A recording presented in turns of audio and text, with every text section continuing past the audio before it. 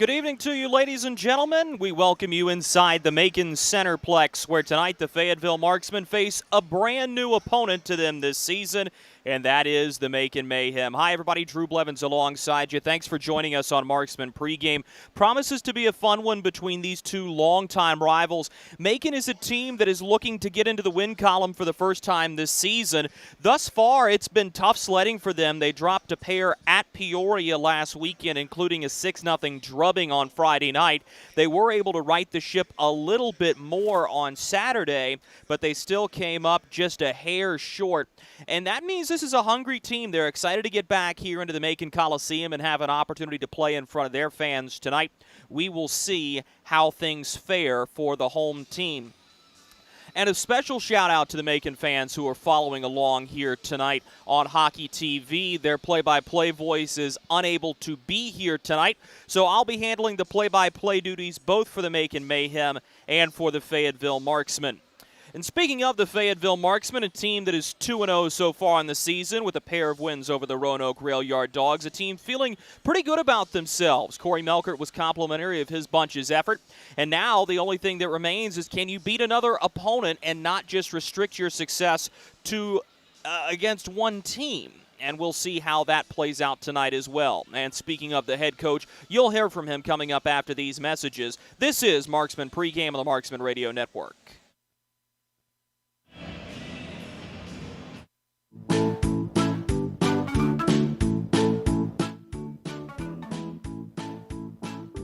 Marky? Carolina's Dentist offers the best in oral care and technology. Hope you're brushing twice a day like we discussed. And don't forget to make that 6-month appointment, okay? We'd like to keep those pretty white teeth looking good for you. Come experience positively different dentistry at Carolina's Dentist, the official dentist of the Fayetteville Marksmen. Hey, it's Goldie from Good Morning Fayetteville for St. Peter Pest Control. They've been doing my pest control services all summer, and it's been wonderful not to have to deal with ants or mosquitoes the last few months. All that money I saved in calamine lotion. Ray and Preston St. Peter show up, they spray outside, but they also do in-home pest control. So if you have roaches or, dare I say, rodents, they'll take care of them as well, because the last thing you need is unwanted visitors making a nest in your Christmas decorations up in the attic. Call St. Peter Pest Control. They send all your bugs and pests to see St. Peter. Hey you, are you hearing this but not seeing this? You can change that. Follow along with the entire season of Fayetteville Marksman Hockey on Hockey TV. Visit hockeytv.com/subscriptions and get the SPHL TV package to watch every single Fayetteville Marksman road game this year. That's hockeytv.com/subscriptions. We welcome you back to Marksman Pregame. Drew Blevins alongside the head coach of the Fayetteville Marksmen, Corey Melkert. Coach, brand new opponent tonight, one you haven't seen in over 2 years. What does it mean, and how are you preparing this group for seeing a different team than the Roanoke Rail Yard Dogs? I don't think anything really changes for us, to be honest. We prepare all week, we work hard all week, and hopefully we're ready tonight. This is a Macon team that you also have a strong rivalry with. In your own words, what does it mean to be back here in the Macon Coliseum and playing against the team you're familiar with? Well, I've been coming here for about 7 years now, so it's nice to be back, and hopefully it'll be a good game tonight. When you're playing against a youthful team and a first-year head coach in Zach Desjardins, what's the plan of attack to kind of get after them early and force them back on their heels? Yeah, I think for us, I don't think our starts have been very good the last 2 games. I think we've been more of a third-period team. We're going to look to change that tonight. I think it's key to have a good start. So, get some pucks in and get after these young defensemen, I think will be key for us tonight. You did make a couple of roster moves, notably in the loss column. You don't have Ray Pagozzi. You cut a couple of more guys. You're only traveling 18 tonight. When you don't go to that many extra guys and when you don't have any scratches tonight, what's the game plan to make sure these guys maintain their momentum, maintain their conditioning going into a home-and-home? Yeah, just take care of themselves. Welcome to the SPHL. There's going to be a lot of home and homes and travel. So, there's plenty of guys that have done this before in that dressing room. We got a good mix of older guys and youthful players, so hopefully the older guys can kind of guide them, but they'll be fine. You had touched on earlier a lot of early game woes, but a lot of late period scoring. Has there been anything you've worked on in practice to make sure you're kind of evening out the attack over 60 minutes of play? No, just work. Plain and simple as that, just work? Just work, yeah. Jason Pulaski has stopped 46 of 47 shots he's faced so far this season. He's played 117 minutes, 25 seconds of shutout hockey. How special has he been to start the year? Yeah, he looks really good. He looks calm. He looks calm in the net. And, to be honest, without him, we probably don't win those first 2 games. So he's been really good. And, to be honest, that's what I expected out of him. It's just good to see it coming through here. Over the past 2 weekends, you played one, been done. You'll get a home-and-home this weekend, and then it's a 3-game weekend next weekend, road, home. As you start to get into the meat of the SPHL schedule, does anything change for you? Do you get more strategy-based and systems-based in practice, or have you already set the tone? These guys are already in their midseason routine? No, we got to continue to get better, and that's systems, work ethic, everything. So we're going to continue to get better. I'm not worried about right now. I'm worried about March and April. So we're going to try to continue to get better. Obviously, I've told them that the schedule is going to get, it's going to pick up here. We've had a lot of practice time, which in this league can get, kind of tedious for the guys. But, there's going to be a lot of hockey games here in the next 10 days, 5 across the next 10 days. So it'll be a good test for them. Last question. Previous 2 weeks, you told me the key is compete. Does it stay the same this week? Compete, yep, same. Coach, thanks so much. Thank you. He's the head coach of the Fayetteville Marksmen, Corey Melkert. We'll be right back with more Marksman pregame after these messages. This is Fayetteville Marksman Hockey. Kelly, you need to unmute yourself. For some, it's just the sound of ice hitting heavy-duty plastic. But for us, it's the signal calling us back to the light. And to Greg's house, because he just got a new grill. Connecting to Hot Jams playlist. Welcome back, Bud Light legends. It's time to take summer by the coolers. Something big is coming. Something so big, it'll change the world of chicken sandwiches. Zaxby's new signature sandwich with Zax sauce or new spicy Zax sauce, because the chicken sandwich war ain't over yet. The new signature sandwich. All the other little sandwiches can run along. We'll take it from here. Experience the thrill of being a Fayetteville Marksman season ticket holder and all the benefits that come along with it, including your same great seat for 28 or 14 home games, exclusive season ticket member events, and an opportunity to enjoy discounts on food and beverage and merchandise at the Crown Coliseum. Skate to marksmanhockey.com/season tickets to learn more. Marksman fans, you've waited over 18 months, but on Saturday, October 30th at 6 p.m., your Fayetteville Marksmen return to the Crown Coliseum.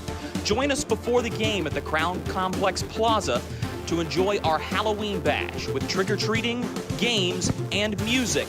And then we take on the Macon Mayhem at 6 p.m. A post-game skate follows that Saturday night action. Skate to marksmanhockey.com and click the Tickets tab to secure yours today. We welcome you back inside the Macon Centerplex. Drew Blevins alongside you. This is Marksman pregame ahead of the Fayetteville Marksmen's first half of a home-and-home series against the Macon Mayhem. And, of course, that last radio commercial leads us in to remind you, join us at the Crown Coliseum tomorrow night. The party starts at 4 p.m. with the Fayetteville Marksman Halloween Bash, including trick-or-treating, games, and music.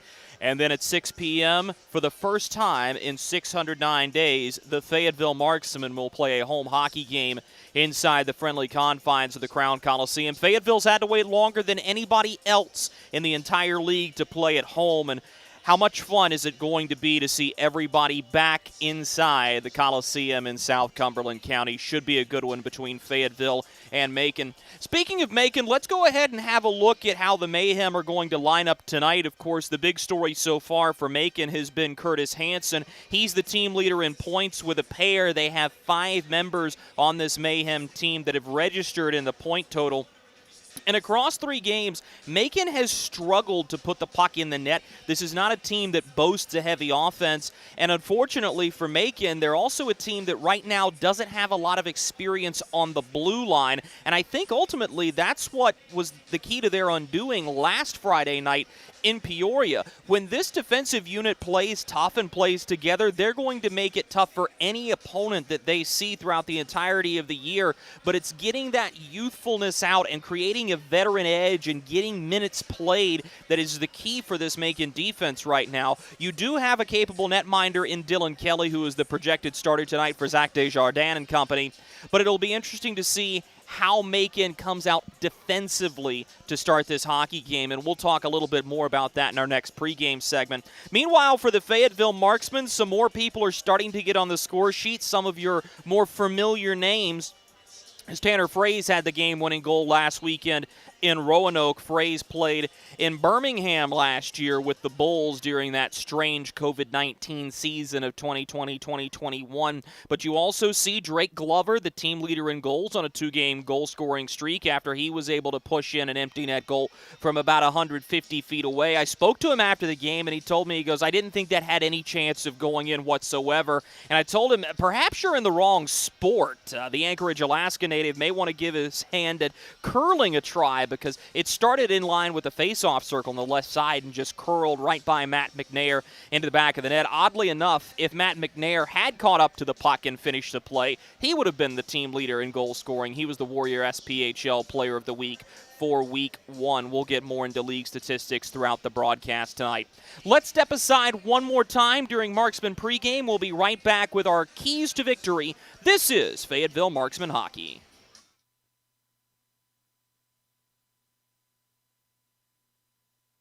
Baby, we have spiders on every corner outside our house. Okay, I'll call someone to take care of it. Baby, we have fire ants all over the yard. Alrighty, I'll call someone else to take care of that. Baby, these mosquitoes, you have got to go. Here we go again. One call to St. Peter Pest Control provides all these services. Total pest protection for one low monthly payment. At St. Peter Pest Control, we send all your bugs to see St. Peter. Hey you. Are you hearing this but not seeing this? You can change that. Follow along with the entire season of Fayetteville Marksman Hockey on Hockey TV. Visit hockeytv.com/subscriptions and get the SPHL TV package to watch every single Fayetteville Marksman road game this year. That's hockeytv.com/subscriptions. Welcome to Freddy's. How are you guys doing? Meetings. Lunch meetings all week. All salads. Bean salads. Quinoa salads. Heirloom salads. Frisee salads. Sometimes a guy needs a Freddy's Original Double, Chicago Dog, and a Turtle Sundae. Make that 2, please. 3. Absolutely. If you're gonna be bad, it better be good. Being bad never tasted this good. Freddy's, the experience that puts a smile on your face and the taste that brings you back. Kelly, you need to unmute yourself. For some, it's just the sound of ice hitting heavy-duty plastic.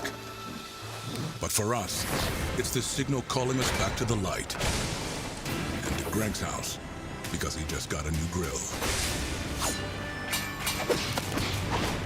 Connecting to Hot Jams playlist. Welcome back, Bud Light legends. It's time to take summer by the coolers. We welcome you back to the Macon Centerplex for the final time during Marksman pregame. Drew Blevins alongside you here in the broadcast booth, and thank you again to the Macon Mayhem fans for tuning in to tonight's broadcast. I'll be the only one you're hearing this evening, and we do hope you enjoy the contest as the Fayetteville Marksmen are taking the ice. We don't anticipate a puck drop immediately. This is the home opener for the Macon Mayhem tonight. The first time in more than 600 days Macon is getting an opportunity to play here in front of their fans at the Macon Coliseum. But let's go ahead and turn our attention to the keys to victory for these two teams tonight. We'll start things off with the visiting team, the Fayetteville Marksmen. And I think Corey Melkert alluded to it rather nicely in his pregame interview. One of the main things Fayetteville's going to have to find a way to do is start quickly. This is a Marksman team that scored every one of their 6 goals this season in the third period. And while you're complimentary of the team's conditioning and ability to win games late early in the season just to start accruing standings points, as undoubtedly the rest of the league gets better along with Fayetteville throughout the course of the season, you do want to see the Marksmen come out with a little bit more urgency and the ability to create chances early on. they face two good goaltenders in Henry Dill and Austin Rotobush in Roanoke, and I think you do tip your cap to those two guys for creating an atmosphere that is conducive to their team having a chance to win. Roanoke fought for all 60 minutes of those hockey games. No doubt Dylan Kelly's going to make things difficult tonight for the Macon Mayhem, or make things difficult on Fayetteville for the Macon Mayhem. But I think one of those things you're really looking for out of the Marksmen tonight is creating opportunities early. The other thing for Fayetteville, and we've talked about this every single time that the Marksmen have taken the ice this season, you want to have the advantage on special teams. And so far, the Freddy's penalty kill has been astoundingly good for the Fayetteville Marksmen. Tied for tops. They have not allowed a power play goal so far this season. But the St. Peter Pest Control penalty kill has left a lot to be desired. Fayetteville is 0 for 5 on the man advantage so far. And Corey Melkert, on the bus trip back from Roanoke last Friday, had a lot of disparaging things to say about his power play. He didn't like it at all. He didn't think they were moving the puck well. He didn't think they were skating well. And that's something he's looking to improve on immediately starting here tonight on the first leg of a home-and-home series in Middle Georgia. Meanwhile, for the Macon Mayhem, who will have the Viking mascot skate out of the ice, if you're following along on Hockey TV, you can see that here. If you're Macon and Zach Desjardins and company, you want to come out and you want to be the better team early. But I think you've got to find an insertion play. Fayetteville's going to be a team that does have more experience on defense. They're a team that has so far what has been a concentrated strategic attack on offense. You've got to find your advantage early, and whether that be a fight or a hit or a close play or maybe even a goal, that's something Macon has to do well in the early part of this contest. And the other thing is you just got to come out and be ready to play in front of your home fans. There's no other team in the league who knows better than the Fayetteville Marksmen that it is really, really difficult to start out on the road. That's all Fayetteville's done. They played 3 road games in 3 weeks. Things don't get any easier as next weekend they go to Knoxville before bringing the Ice Bears back to Fayetteville for repair. But what comes out of that is you've got to get together as a team. You've got to create the camaraderie, and you've got to create the team chemistry immediately on the bus, at the team meal. Macon's had the same advantage as Fayetteville. In fact, they actually took a team flight to Peoria last weekend. But now you're at home. Now you have the advantage of playing in front of your fans, and you want to be the team that sets the tone early on. That's what it's going to take for Macon to win this hockey game tonight. Should be a good one between the Macon Mayhem and the Fayetteville Marksmen. Hope you enjoy it. That'll do it for us here in Marksman pregame. Puck drop between Fayetteville and Macon is next.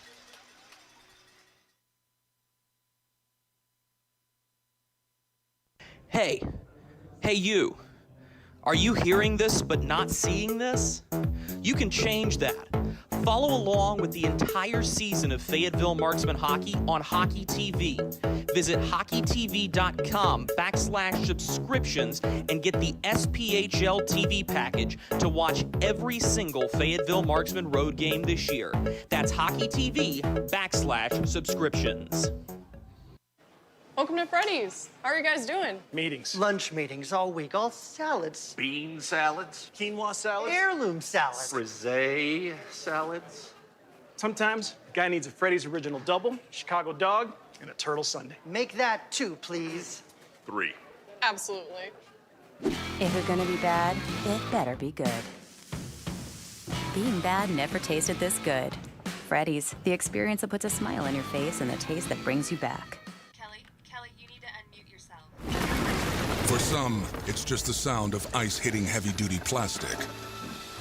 But for us, it's the signal calling us back to the light.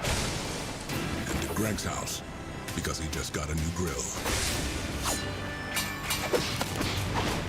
Connecting to Hot Jams playlist. Welcome back, Bud Light legends. It's time to take summer by the coolers. Something big is coming. Something so big, it'll change the world of chicken sandwiches. Zaxby's new signature sandwich with Zax sauce or new spicy Zax sauce. Because the chicken sandwich war ain't over yet. The new signature sandwich. All the other little sandwiches can run along. We'll take it from here. Experience the thrill of being a Fayetteville Marksman season ticket holder and all the benefits that come along with it, including your same great seat for 28 or 14 home games, exclusive season ticket member events, and an opportunity to enjoy discounts on food and beverage and merchandise at the Crown Coliseum. Skate to marksmanhockey.com. We welcome you back to Marksman pregame. Drew Blevins alongside the head coach of the Fayetteville Marksmen, Corey Melkert. Coach, brand new opponent. Marksman fans, you've waited over 18 months, but on Saturday, October 30th at 6 p.m., your Fayetteville Marksmen return to the Crown Coliseum. Join us before the game at the Crown Complex Plaza to enjoy our Halloween bash with trick-or-treating, games, and music. And then we take on the Macon Mayhem at 6 p.m. A post-game skate follows that Saturday night action. Skate to marksmanhockey.com and click the Tickets tab to secure yours today.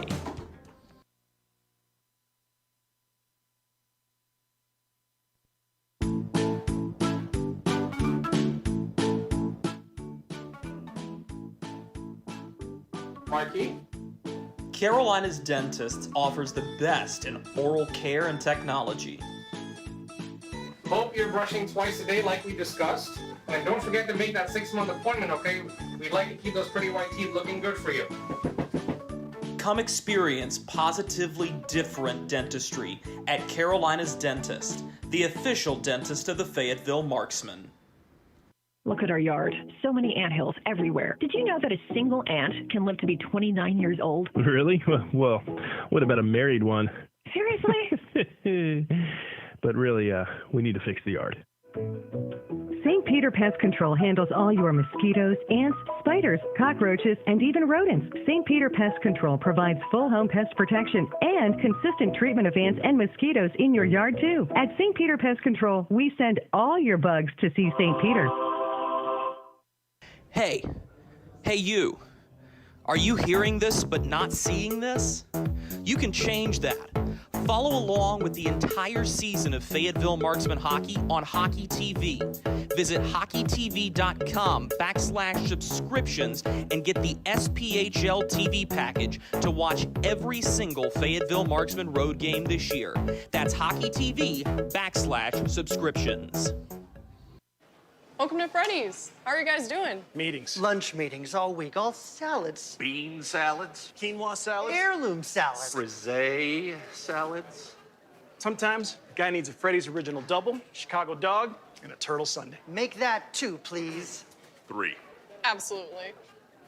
If you're gonna be bad, it better be good. Being bad never tasted this good. Freddy's, the experience that puts a smile on your face and the taste that brings you back. Kelly, you need to unmute yourself. For some, it's just the sound of ice hitting heavy-duty plastic. But for us, it's the signal calling us back to the light. And to Greg's house, because he just got a new grill. Connecting to Hot Jams playlist. Welcome back, Bud Light legends. It's time to take summer by the coolers.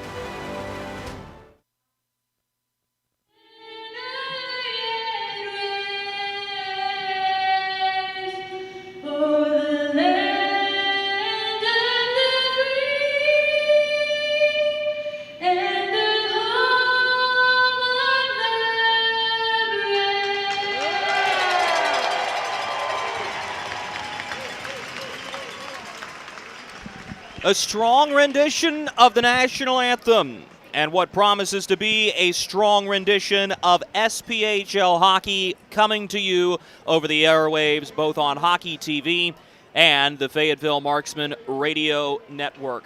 Hi, everybody. I'm Drew Blevins. We welcome you inside the Macon Centerplex, where tonight the Fayetteville Marksmen look to make it a perfect start to the season at 3-0 against their southern rival, the Macon Mayhem. Macon is playing their first home game in over 600 days. The Fayetteville Marksmen are kicking off a stretch where they will play 5 games over the next 10 days. And things are going to get really, really busy here as you hit the meat of the season. Corey Melkert alluded to it in his pregame comments. This is a group that wants to be good. They want to be good immediately. And I think it's one of those things that as you go throughout the stretch of the season, you're going to want to see early wins because it only helps you.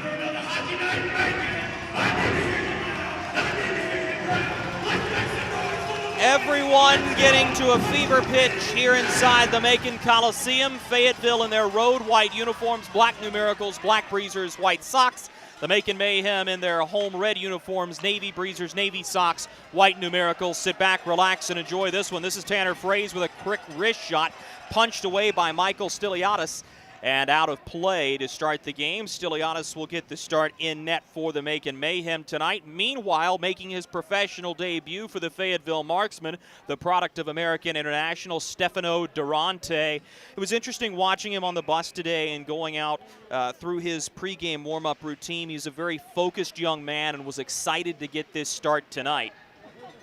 This will be worked up the near side wing, but taken away and pushed to the far boards by the Mayhem, struggling to get it out. This is Marley Quince.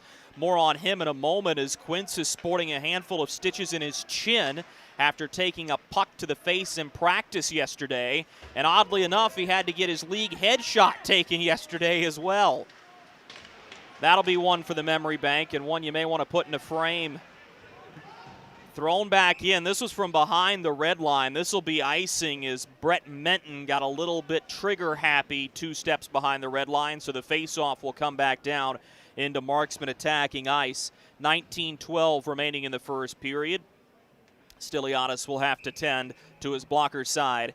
Faceoff circle. Stiliadis, an interesting story. He's somebody who's got his start in the FPHL with the Watertown Wolves playing behind of Jeremy Palmerville. And then Stiliadis really took over, started to win a lot of games, matriculates his way into the SPHL, and now finds himself as a day-in, day-out starter. As this puck crosses the blue line and then back over offside, and I think that pass initially originated from behind the red line, so the faceoff will come back to center with 59 seconds gone by in this hockey game. It's a faceoff win for Macon. It's receiving it on the far side of the rink is Cody Rogers, and he'll push it forward. Fayetteville takes control in their own zone. Carter Struthers nearly turned it over, but it hops over top of the stick of Devin Brink, who will get it here on the near wing. Brink breaks it into the zone, crossing the red line, shoots it into the far side corner. Going to chase over there is Gus Ford. Ford, one of those 5 players who is in the scoring column for Macon so far this season. Don Oliveri takes over for Fayetteville. Backhands to the near corner. Carter Struthers elevates the puck, but he sent it right off of Scott Coash, who battles for it, but it's eventually taken back up ice by the Marksman. Pushed into the zone by Taylor Best out of Mercyhurst University. Best has had a really good couple of games. Strong effort. He goes to the dirty areas. Not the biggest guy in the world, but he's made a difference so far for Fayetteville, positively, might I add. McNair dispossessed as it's dumped in by Brendan Hussey, the former Elmira enforcer of the FPHL. Pushed back forward by the Mayhem and eventually thrown ahead. That pass was intended for Ford. Durante out of his net to play the puck. Shoots it to the near side corner. Alexi Girard overtaken, but he'll get a little bit of support as Fayetteville tries to work it up the near wing. Line will be held as it's shot in by Vaughn Clauston wide off the inboards. Backhanded into the zone further by Cody Rogers. He was looking for Ford back behind the net. Fayetteville gets to it in the near corner, turned over at the point. Rogers with a lane. His shot ricocheted off of McNair's stick and into the glove of Durante, who will cover and hold as Alexi Girard gets tied up with Nigel Slade at the end of that play.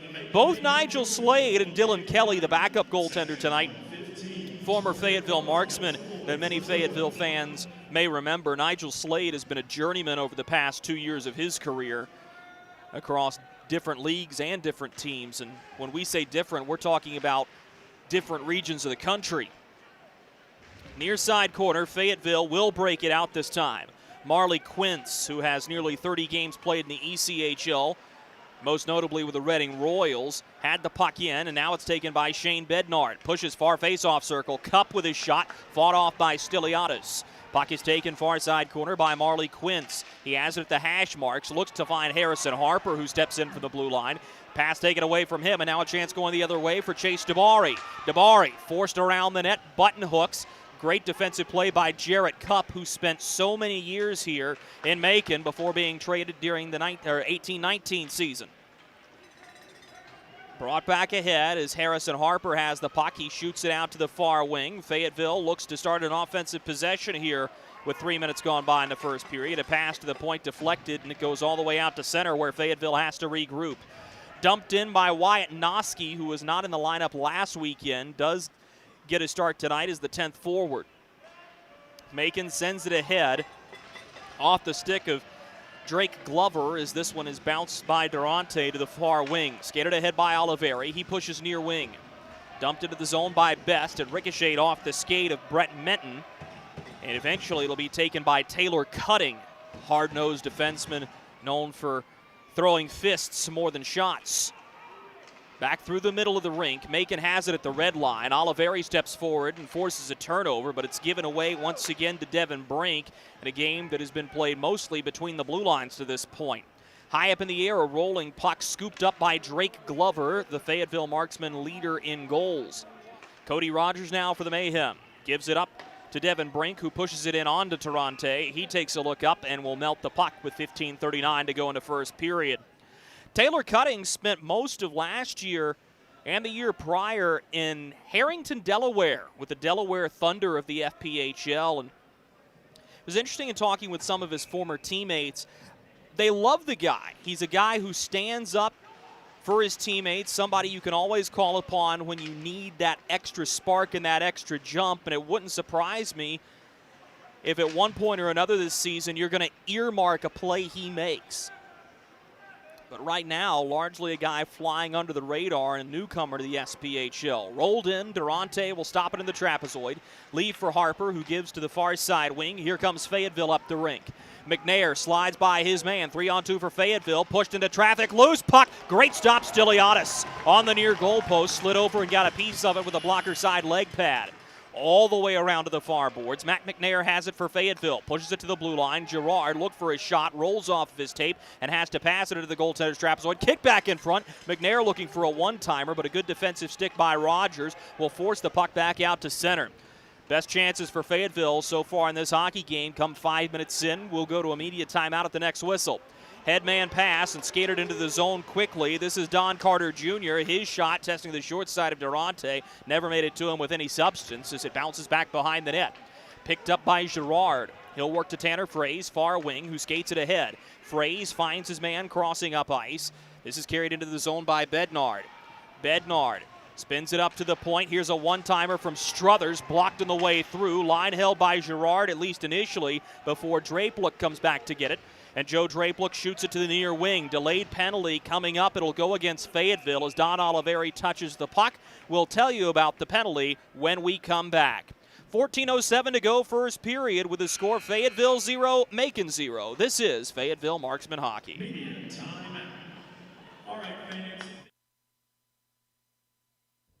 Hey you, are you hearing this but not seeing this? You can change that. Follow along with the entire season of Fayetteville Marksman Hockey on Hockey TV.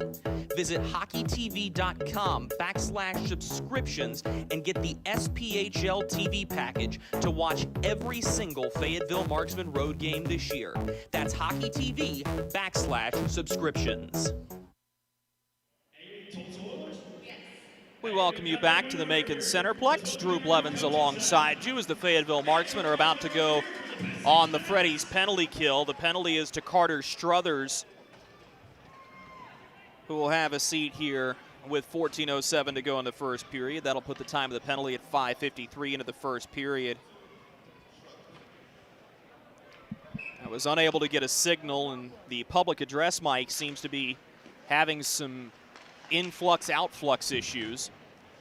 But nonetheless, Struthers will have a seat, and the Marksmen are on the Freddy's penalty kill. When you attend a Fayetteville Marksman home game and the Marksmen kill a penalty, Freddy's provides everybody in attendance with free custard. That's right. Make sure to come to the Crown Coliseum for your chance to win free custard when the Marksmen kill a penalty. And a good start here on the road to the kill as Fayetteville survives a good opportunity and will force Macon to reset from their own zone. Pass is taken down the far side wing as Gus Ford dumps it in. Ford chasing behind the net, runs into Cup as Taylor McCloy takes the puck for Fayetteville. Cody Rogers holds the line there for the Mayhem. Up to the point, here's a wrist shot that came quickly from Brian Etter off of a skate on the way through. Now Rogers, he fires. Bednard blocks the shot. Loose puck, far face-off circle in Fayetteville's defensive zone. Bednard gets to it. He'll stick handle to center and then backhand at the length of the rink. Minute gone by and the Freddy's penalty kill for Fayetteville. It is a perfect 5 for 5 on the penalty kill this year for the Marksmen. And that's something we told you about in pregame. You always want to have a good penalty kill. It allows you to play a lot looser and a lot faster. And the Marksmen have done a really good job, a man down so far this year. Could be a shorthanded chance for Marley Quince, who receives from Drake Glover. Quince run into in the inboard. Puck jostles around behind a Michael Stiliadis and is eventually taken by Nigel Slade. He'll give it back to Rogers, who will start things up from behind his own goal. Pass to the far wing. Slade looks up to center. This is Jesse Cameron with a puck. His shot ricocheted off the catching side shoulder of Durante and wide. Line held by Drape. Look, this was high up in the air off the stick of Matt McNair. Pushed deeper into the zone by Kyle Soper, but a rolling puck will be taken by Fayetteville. Out she goes, and that'll do it. Make it a perfect 6 for 6 on the season for Fayetteville on the penalty kill as we go back to five-a-side hockey with Carter Struthers heading to the bench. Up the near boards, and now a cross-ice pass to Slade is tipped initially. Slade's going to go in and chase after it. Runs hard into his man, but Oliveri is there as puck support. Sends it out to the far side wing. Here comes Fayetteville. Into the zone comes Bryce Farrell. Got hit at the blue line. The puck jostles free. Mayhem the first team to it.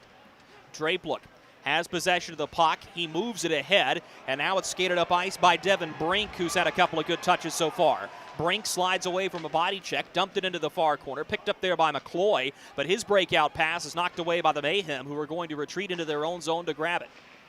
Brink has to do a little bit of acrobatics with the puck as he backhands it to the near side wing for Brett Menton. Menton will send it up ice, intercepted there by Sam Storman, who shoots it into the zone. Stiliadis out of his net to play the puck, lays it on a tee with 11:10 to go in the first period. Still scoreless between Fayetteville and Macon. Line held up at the point by the Marksman. His shot goes off the stick of Stiliadis, now pushed up ice. Nearly sprung a 2-on-1, but it hops over the stick of Devin Brink, and this will be icing with 10:58 initially, but the clock ran off another couple of seconds, so 10:56 to go in the first period. Still scoreless between Macon and Fayetteville. It's been one of those games that so far is kind of drug along. Neither team has had tremendously quality opportunities. Here's a chance for Fayetteville off the draw as Bednard's shot's deflected. Marley Quince has it far corner. This is the line that Corey Melkert's excited about to see if he can get the chemistry going. Puck is intercepted and pushed up ice as DeBari brought it ahead of the blue line. He loses it, and now Bednard kicks it up ice looking for Marley Quince. Stolen away from him, and now a 3-on-2 defensively back the other way. DeBari hangs on to it, backhands it right to Shane Bednard for Fayetteville in the Macon slot. Brought back up ice, now Bednard has it at center. Shoots it near wing, this is Jared Cup. Looks back into the middle for Bednard. His pass was intercepted and clubbed along by Brett Menton. Could be a chance for Gus Ford now. He's in on his backhand. Durante denies him with a goal stick. Ford to the far face-off circle, a shot, scores! Scott Koash picks the far side corner, and for the first time since game 1 of the season, the Marksmen are down.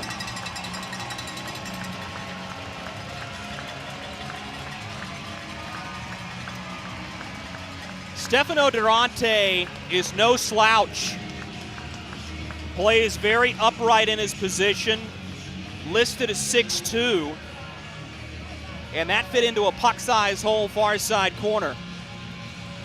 Goal comes with 10:10 remaining in the first period, but Macon will open the scoring with Scott Koash putting it in the net with the assist to Gus Ford. An even strength marker and a hard hit in the corner as both players get up. This is Drake Glover for Fayetteville on his backhand, dispossessed by Rogers. Some more jawing going on behind the play. Fans want to see some action. Not going to get it on this go-round as the players separate. Drapelook intercepts a pass intended for Struthers. This will go all the way down the length of the rink. Don Oliveri has it for Fayetteville. He puts it back into the middle of the ice, and It looked like there was another collision back behind the play as Don Oliveri got into Don Carter Jr. Fayetteville's going to slow the pace of play here, hanging in back of Durante. Struthers onto the puck for Fayetteville. A backhand pass, not very strong. The Marksmen get away with one there as McCloy comes to the rescue. He gives it away. Could be a partial breakaway and a takedown. Here's a shot. Durante says no on the late bid from Brian Etter.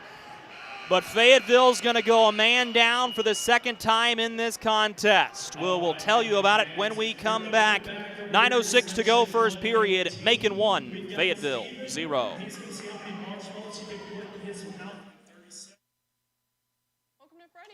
How are you guys doing? Meetings. Lunch meetings all week, all salads. Bean salads. Quinoa salads. Heirloom salads. Frisee salads.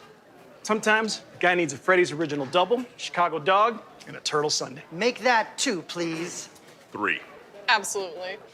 If it's gonna be bad, it better be good. Being bad never tasted this good. Freddy's, the experience that puts a smile on your face and the taste that brings you back.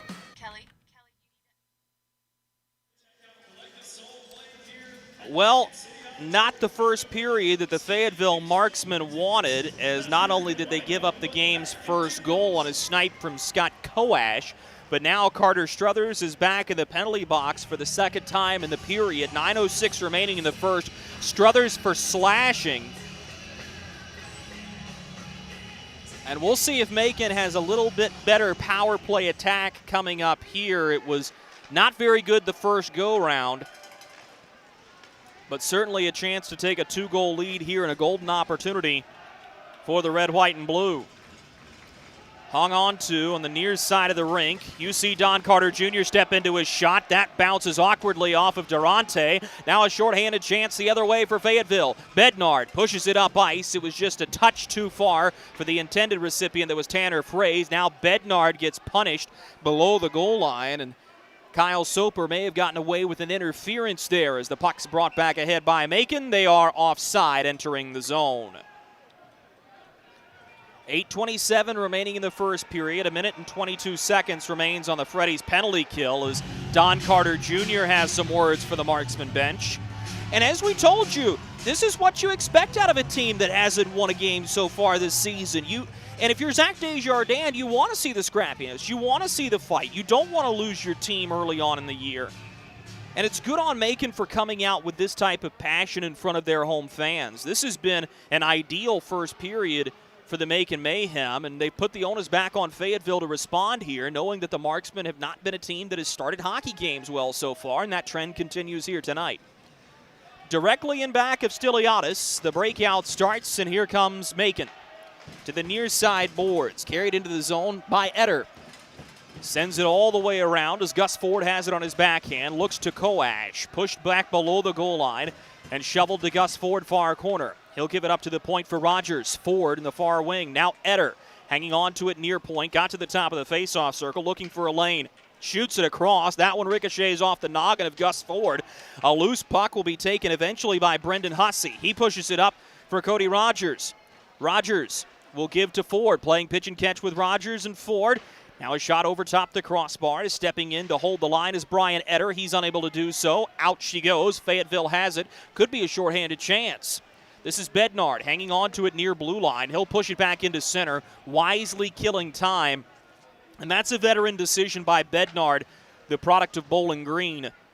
Slapped all the way down the length of the ice. Stiliadis will hang on to the puck and shovel it along for Taylor Cutting. He'll push it up the near side boards. And here comes Macon. This is DeBari, who drops the puck, but he is offside, looking for Devin Brink. Sometimes you just get to going too fast for your own good and throw your own man off. 7:03 remaining in the first period. Macon 1, Fayetteville 0. Scott Koash, 5'8" center with a goal. And one of the better shots you're going to see still early on this Friday night here in the SPHL. That was a laser. Fayetteville trying to hold the line, unable to do so. Don Oliveri winds and fires a slap shot, sticked away by Stiliadis. Near side boards, a takedown by Chase Brink. This is going to be a hooking call, and Fayetteville is going to go on the man advantage. With that penalty, the Marksmen are on the St. Peter Pest Control power play. Call St. Peter Pest Control for year-round pest treatment. St. Peter Pest Control, send all your bugs to see St. Peter. So it's a hooking call against Devin Brink here in the first period. The Marksmen will get a chance to tie the hockey game on the power play. Bednard to the far side faceoff circle. A quick shot sticked away by Stiliadis as Marley Quince pulled the trigger from the far dot. To the point, Oliveri will give that way again. Oliveri calls for it, gets a one-timer off. It knuckled on him over the crossbar and wide. Picked up near wing, Tanner Frey scored last weekend against Roanoke. To the point, Oliveri hanging on to it, gives to Shane Bednard. He works his way into the slot, shovels it on goal. A baseball swing by Drake Glover produces no results. Now Glover shovels it into the slot. Stiliadis calmly pounces on top of it, and he'll freeze it with 1:38 remaining in the St. Peter Pest Control power play.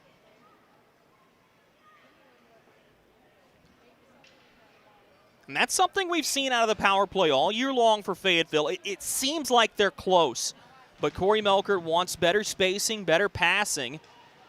So they are able to control the line here. That's Marley Quince, but he turns it over on the pass low, and Cody Rogers sends it the length of the ice. Stefano Durante will put it on a tee for Don Oliveri. 1:20 remaining in the Fayetteville power play. Brought up ice and crossing the blue line with the puck is Shane Bednard. Pushes low to Tanner Fraze. He turns to his forehand side, gives to Don Oliveri near point. Stick handles to the middle of the blue line, gives it back near side. Bednard shot goes wide. Big rebound. Marley Quince to it far corner. Backhands to the near side. Frey sweeps it up for Bednard. Tees it up for Oliveri. He looks, fires a wrist shot. Blockered away by Stiliadis. Minute to go in the power play. This is a stick that came high. And this is going to be a penalty against Macon, and Fayetteville is going to go up by 2 men for 57 seconds.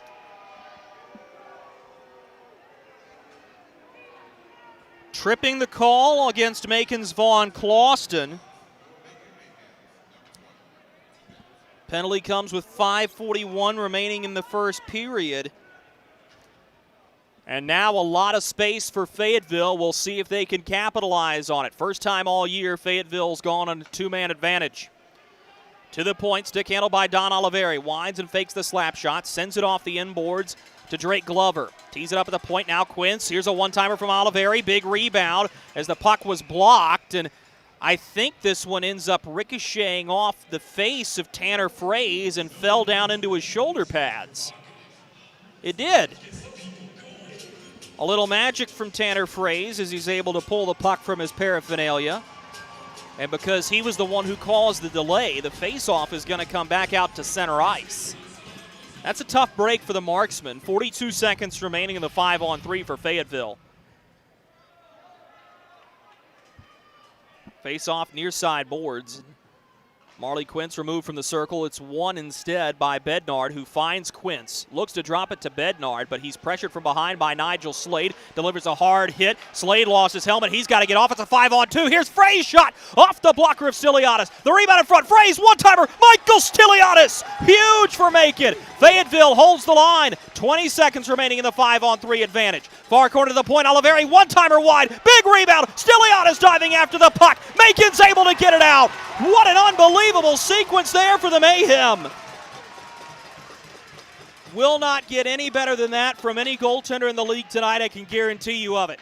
That was a 5-on-2 for the better part of 10 seconds. Now Fayetteville with a minute left and a 5-on-4 St. Peter Pest Control power play. A shot ricochets off the stick of Cody Rogers and out of play.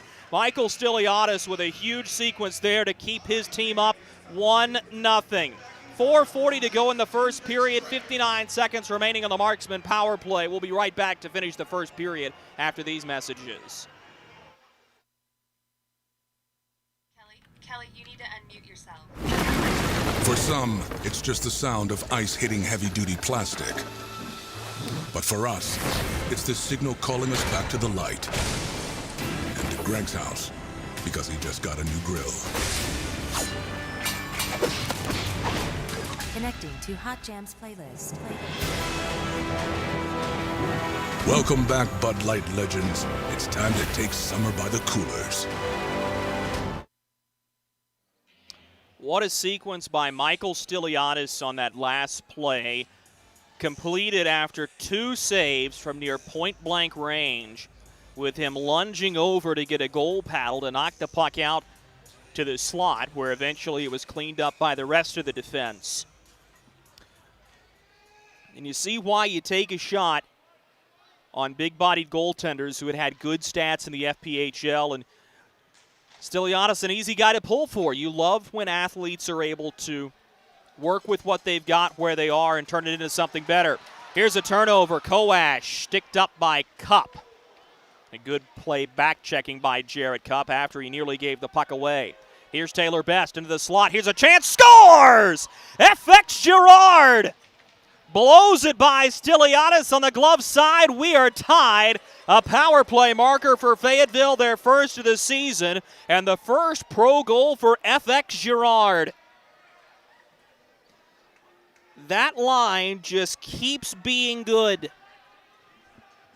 Somebody pull the puck for FX special on that play.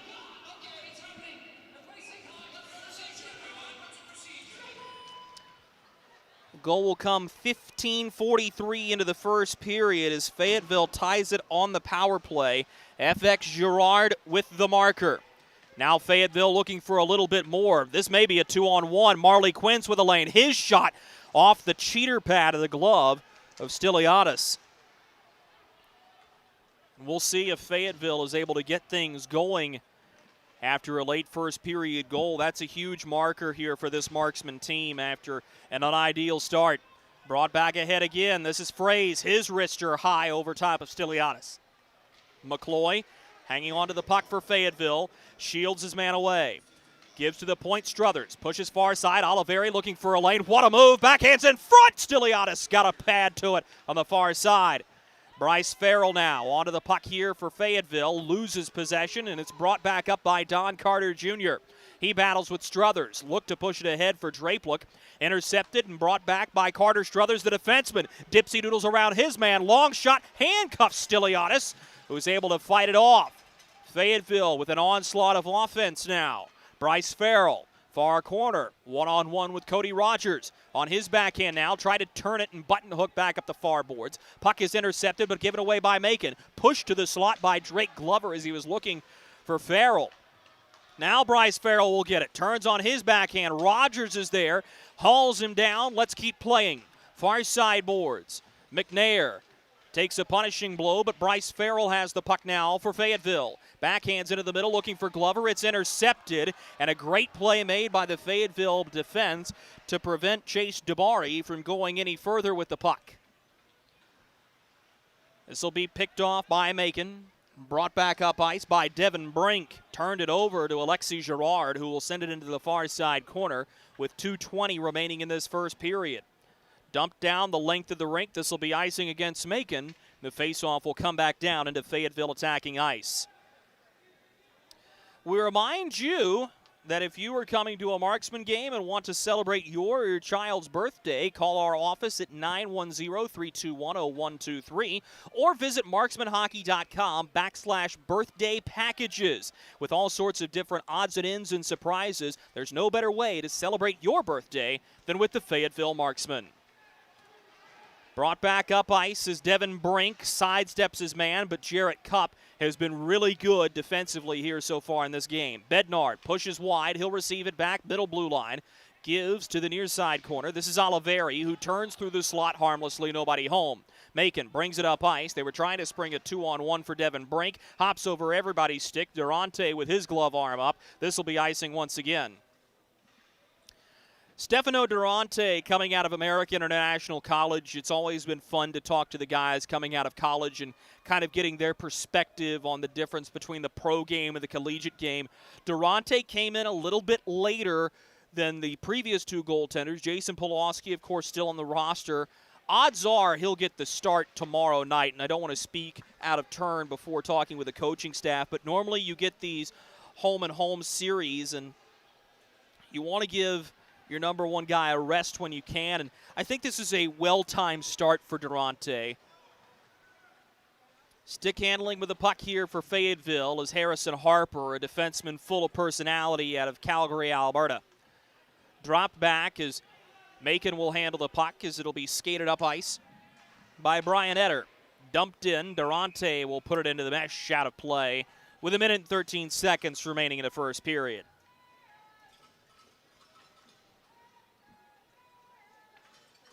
Face-off will be to the glove side of Stefano Durante. And I do think one of my favorite things is when you get young goaltenders in the minor leagues, the paraphernalia and the colors that you get to see and just how they stick out. And Durante still has the yellow jacket, yellow, black, and white. And that clashes a little bit with the orange, but you'll never forget who he is. Brought back up by Drape. Look, he gets it in onside. It's a diving play made on the far side by Brendan Hussey to stay onside. Delayed offside coming up here on Macon as that puck did cross over the blue line. And we'll see if that faceoff is going to stay hugging the Macon offensive zone or if it's going to go all the way down. It's going to go all the way down. It'll be an intentional offside against the Mayhem. 53 seconds remaining in the first period. Macon 1, Fayetteville 1. Scott Coash and FX Girard are your goal scorers. It's a face-off win for Fayetteville as they try to hold the zone. Pushed around by Taylor Cutting, and eventually it'll be Gus Ford to get to the puck. He shovels it up for Nigel Slade. Played forward, and chasing after it is DeBari, who's had good speed, but not a lot of opportunities so far in this game for the Mayhem. Down the far side of the boards now, Fayetteville's Tanner Frey gets up in it on a hard hit from Cutting, and now a return fire hit on the end boards. Fayetteville slaps it off the backside boards, picked up there by the Macon Mayhem. Turned up ice by DeBari. Looks for Nigel Slade, who stood up by Carter Struthers. Knocks the puck free, Bednar. Looking back up ice for Marley Quince. Having to touch up quickly is DeBari. Fayetteville onto it. This is Carter Struthers looking up ice. He stick handles a couple of times. Looks forward to the red line. Lays it up for Taylor Best. 5 seconds to go in the period. Best gives it wide. Here's a shot. Big rebound at the goal line. Score! Count it! A buzzer beater for Fayetteville. Let's see who got the stick to the puck first. Converging in on Stiliadis. There was a second and a half remaining in the period when the puck crossed the goal line. And now the officials are going to have to come to the scorer's table to negotiate this. That goal's going to come 19:58 into the period, and I'm not sure who's going to get credit for it. Don Oliveri signaling 3 seconds left, and that's what's going to go back on the clock. Wasn't the strongest start to the period for the Marksmen, but it's a strong finish as they're going to head into the first period dressing room with a 2-1 lead. They'll win the draw, shot back onto Stiliadis, who chests it down, and that is where the first period will end. Fayetteville on a late period goal has the lead going off after 20 minutes of play. The score, the Marksmen 2, the Mayhem 1. We'll put this period on reset for you after these messages from our corporate partners. This is Fayetteville Marksman Hockey.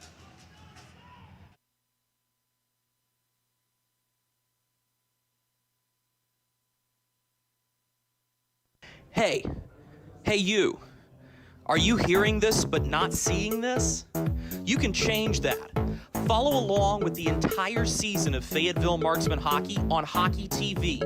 Visit hockeytv.com/subscriptions and get the SPHL TV package to watch every single Fayetteville Marksman road game this year. That's hockeytv.com/subscriptions. Welcome to Freddy's. How are you guys doing? Meetings. Lunch meetings all week, all salads. Bean salads. Quinoa salads. Heirloom salads. Frisee salads. Sometimes a guy needs a Freddy's original double, Chicago dog, and a turtle sundae. Make that 2, please. 3. Absolutely. If you're gonna be bad, it better be good. Being bad never tasted this good. Freddy's, the experience that puts a smile on your face and the taste that brings you back. Kelly, you need to unmute yourself. For some, it's just the sound of ice hitting heavy-duty plastic. But for us, it's the signal calling us back to the light. And to Greg's house, because he just got a new grill. Connecting to Hot Jams playlist. Welcome back, Bud Light legends. It's time to take summer by the coolers. Something big is coming. Something so big, it'll change the world of chicken sandwiches. Zaxby's new signature sandwich with Zax sauce or new spicy Zax sauce. Because the chicken sandwich war ain't over yet. The new signature sandwich. All the other little sandwiches can run along. We'll take it from here. Experience the thrill of being a Fayetteville Marksman season ticket holder and all the benefits that come along with it, including your same great seat for 28 or 14 home games, exclusive season ticket member events, and an opportunity to enjoy discounts on food and beverage and merchandise at the Crown Coliseum. Skate to marksmanhockey.com/season tickets to learn more. Marksman fans, you've waited over 18 months, but on Saturday, October 30th at 6 p.m., your Fayetteville Marksmen return to the Crown Coliseum.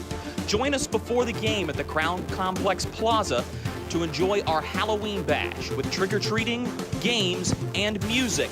And then we take on the Macon Mayhem at 6 p.m. A post-game skate follows that Saturday night action. Skate to marksmanhockey.com and click the Tickets tab to secure yours today. We welcome you back inside the Macon Coliseum. Drew Blevins with you. Fayetteville 2, Macon 1. And that was a wild and wacky period by all accounts. And what started off as rather slow and almost kind of a slog fest ends up being a little bit of a shootout there at the end of the period. Let's go ahead and get you your shot totals for Fayetteville. 8 shots in the first period. For Macon, 7. That means it's 6 saves for Stefano Durante and 6 saves for Michael Stiliadis.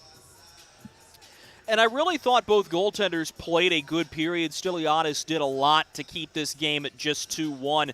But after allowing the goal, Fayetteville kind of found the recipe on shooting hard and shooting at the hands of Stiliadis. And he struggled ever since allowing that goal. One he would probably tell you he needs to be more out and challenging on, as FX Girard backed him down and scores his first pro goal. Let's go ahead and put the whole period on reset for you. It started out with Carter Struthers taking back-to-back penalties.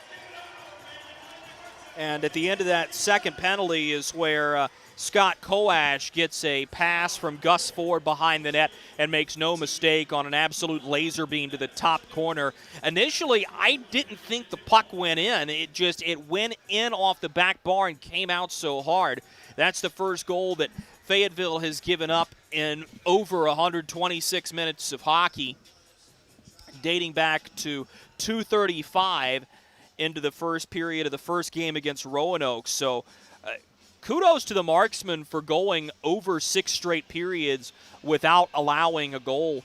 And that's huge for your confidence. And if you're a defensive specialist and if you're Jason Binkley handling the Blue Liners for Fayetteville, that's much to your credit. But it was not a good start to the game for the Fayetteville defense, especially with the Struthers 2 penalties back-to-back there in the first period. But Fayetteville is able to make up for it as they score on the St. Peter Pest Control power play. FX Girard collects on a beautiful feed from Taylor McCloy, and he got it from Jarrett Cupp. And really, that was just a full-ice tic-tac-toe passing play as Cupp finds McCloy down the near side wing, shot back into the middle. FX Girard has it in the slot. And that's one where Michael Stiliadis is a big-bodied goaltender. You want to see him out and challenging a little bit more on that play and force Girard to either make a move or shoot right into him. Girard deserves a ton of credit for executing on the shot. But for Stiliadis, one I think he would have liked to have played differently.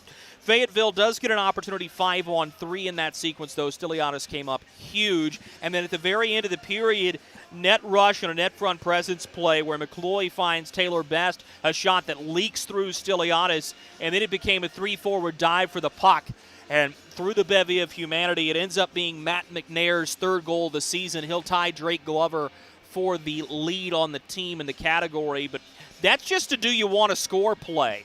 And a lot of credit goes to that Marksman forward line and that forward group.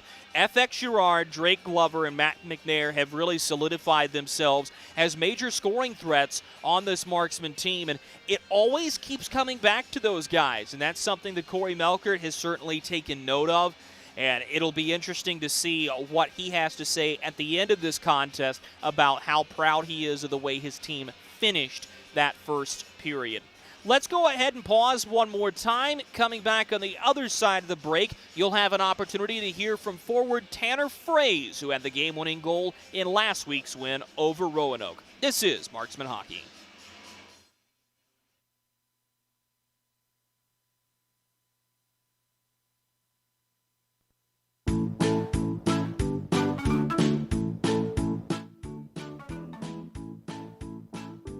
Marky? Carolina's Dentist offers the best in oral care and technology. Hope you're brushing twice a day like we discussed. And don't forget to make that 6-month appointment, okay? We'd like to keep those pretty white teeth looking good for you. Come experience positively different dentistry at Carolina's Dentist, the official dentist of the Fayetteville Marksmen.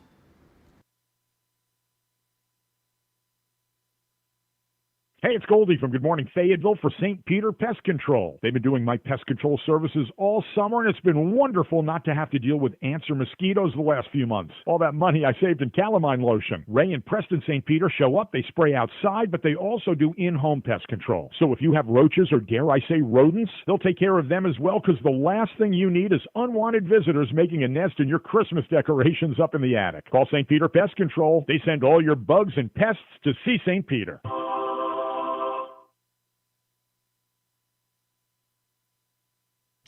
Kelly, you need to unmute yourself. For some, it's just the sound of ice hitting heavy-duty plastic. But for us, it's the signal calling us back to the light. And to Greg's house, because he just got a new grill. Connecting to Hot Jams playlist. Welcome back, Bud Light legends. It's time to take summer by the coolers. Something big is coming. Something so big, it'll change the world of chicken sandwiches. Zaxby's new signature sandwich with Zax sauce or new spicy Zax sauce. Because the chicken sandwich war ain't over yet. The new signature sandwich. All the other little sandwiches can run along. We'll take it from here. Experience the thrill of being a Fayetteville Marksman season ticket holder and all the benefits that come along with it, including your same great seat for 28 or 14 home games, exclusive season ticket member events, and an opportunity to enjoy discounts on food and beverage and merchandise at the Crown Coliseum. Skate to marksmanhockey.com/season tickets to learn more. Marksman fans, you've waited over 18 months, but on Saturday, October 30th at 6 p.m., your Fayetteville Marksmen return to the Crown Coliseum. Join us before the game at the Crown Complex Plaza to enjoy our Halloween bash with trick-or-treating, games, and music. And then we take on the Macon Mayhem at 6 p.m. A post-game skate follows that Saturday night action. Skate to marksmanhockey.com and click the Tickets tab to secure yours today.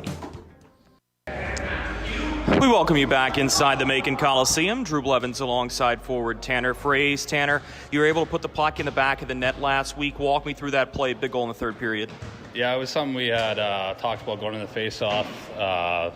Beds said he's going to want to get a quick shot off, so face-off worked out that way, and lucky enough went in the net. You're a guy who's been around this league a while. You had played in the state of Alabama last year. Now you find yourself in Fayetteville. What's been some of the advice you've given to some of the younger guys around the room about how life functions in the SPHL? Things go pretty quickly in the SPHL. I feel like, got guys coming in, every week down from the coast or call-ups from wherever, and you just got to find a role to stay on a team, I think, is the biggest thing. Best advice I can give is find a role and just find a way to stick around. And when you talk about finding a role, in your own words, what do you think your role is and the way you fit into this Marksman puzzle? I think, I'm a pretty responsible guy. I think that I'm someone that can be relied on in all zones on the ice. I like to take pride in my defensive game, and as well, if opportunity arises, I think I can put the puck in the net. You certainly don't want to look beyond the remaining game that you have here tonight, but tomorrow you do get the opportunity to play at home, first time in 3 games, first time in 3 weeks. How excited are you to get back in front of the fans in Fayetteville? Oh, very excited. I mean, there's nothing better than playing at home, especially the home opener, and we want to put on a good show for the fans. They've been waiting a long time for us to come back to the Crown, and we can't wait. This is a Macon team you're going to get to see 13 times throughout the course of the season. How important is it tonight to go ahead and send a message? It's very important. Obviously, the first game kind of sets a tone for the rest of the year, and like you said, we play them 13 times. So I think we got to set the bar high tonight, come out and show them what we're all made of. Last question for you. You're still fairly new to Fayetteville. What's been your favorite part of the All-American city so far? It's a great city. I wasn't sure what to expect, and I really like it. I think the rink's amazing, the fans, the people, everyone I've met's very nice, and I think it's just a very good place to play hockey. Tanner, thanks so much. Best of luck tonight. Thank you. That's Tanner Frey, forward for the Fayetteville Marksmen. We'll be right back with more of our first period intermission report after these messages. This is Fayetteville Marksman Hockey. Hey you. Are you hearing this but not seeing this? You can change that. Follow along with the entire season of Fayetteville Marksman Hockey on Hockey TV. Visit hockeytv.com/subscriptions and get the SPHL TV package to watch every single Fayetteville Marksman road game this year. That's hockeytv.com/subscriptions. Welcome to Freddy's. How are you guys doing? Meetings. Lunch meetings all week, all salads. Bean salads. Quinoa salads. Heirloom salads. Frisee salads. Sometimes a guy needs a Freddy's original double, Chicago dog, and a turtle sundae. Make that 2, please. 3. Absolutely. If you're gonna be bad, it better be good. Being bad never tasted this good. Freddy's, the experience that puts a smile on your face and the taste that brings you back. Kelly, you need to unmute yourself. For some, it's just the sound of ice hitting heavy-duty plastic. But for us, it's the signal calling us back to the light. And to Greg's house, because he just got a new grill. Connecting to Hot Jams playlist. Welcome back, Bud Light legends. It's time to take summer by the coolers. Something big is coming. Something so big, it'll change the world of chicken sandwiches. Zaxby's new signature sandwich with Zax sauce or new spicy Zax sauce. Because the chicken sandwich war ain't over yet. The new signature sandwich. All the other little sandwiches can run along. We'll take it from here. Experience the thrill of being a Fayetteville Marksman season ticket holder and all the benefits that come along with it, including your same great seat for 28 or 14 home games, exclusive season ticket member events, and an opportunity to enjoy discounts on food and beverage and merchandise at the Crown Coliseum. Skate to marksmanhockey.com/season tickets to learn more. Marksman fans, you've waited over 18 months, but on Saturday, October 30th at 6 p.m., your Fayetteville Marksmen return to the Crown Coliseum. Join us before the game at the Crown Complex Plaza to enjoy our Halloween bash with trick-or-treating, games, and music. And then we take on the Macon Mayhem at 6 p.m. A post-game skate follows that Saturday night action. Skate to marksmanhockey.com and click the Tickets tab to secure yours today. For the final time in the first period intermission, we welcome you back to the Macon Coliseum, Macon, Georgia. Fayetteville leading Macon 2-1 through 20 minutes of play. Shots on goal favor the Fayetteville Marksmen 8-7. And I think that really, to use the basketball term, is a tale of two halves. But there is marked room for improvement for both teams. And I think when you look at this period from the Macon Mayhem perspective, you've got to be the team to come out and quelch the momentum that you gave away to Fayetteville with that goal 1957 into the first period. You've got to remain calm, but I think what Macon's done a really good job of is they have taken the physical game to the Marksmen, and they put Fayetteville on the retaliatory side of that. And it'll be interesting to see if Fayetteville will take over that physical aspect and kind of own up, because there are some big boys out there for the Marksmen. Carter Struthers, Alexi Girard, Don Oliveri, not the tallest, but he's a guy who is built. You've got hard hitters out there for the Marksmen, and instead of throwing the first hit, Fayetteville's been caught throwing the second a time or two. So now you have to look at how do you respond to that if you're Fayetteville, knowing that Macon is going to come out with their hair on fire a little bit after giving up that late period goal. And I think if you're the Marksmen, now that you've gotten into the head of Michael Stiliadis with the 2 goals that come beyond the 10-minute mark in the first period, you're looking at this point to build on your offense, but to complete the circle and get all 10 forwards working and to kind of improve on that offensive attack from the team perspective. And I really think that's what Corey Melkert is going to emphasize, is now that you've scored in the first period, you got to get a couple here in the second. You want to maintain the attack and keep the hammer down when it comes to the way you're playing hockey, the offensive side of the puck. Let's pause one more time for these messages from our corporate partners. We'll be right back with Puck Drop of period number 2. This is Marksman Hockey.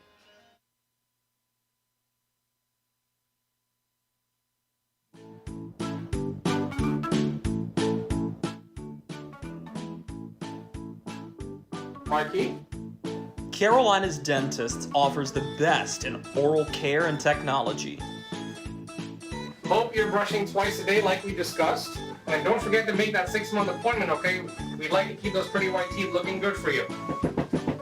Come experience positively different dentistry at Carolina's Dentist, the official dentist of the Fayetteville Marksmen.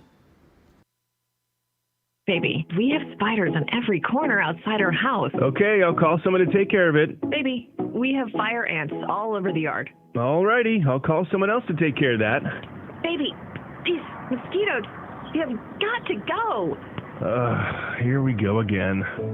One call to St. Peter Pest Control provides all these services. Total pest protection for one low monthly payment. At St. Peter Pest Control, we send all your bugs to see St. Peter.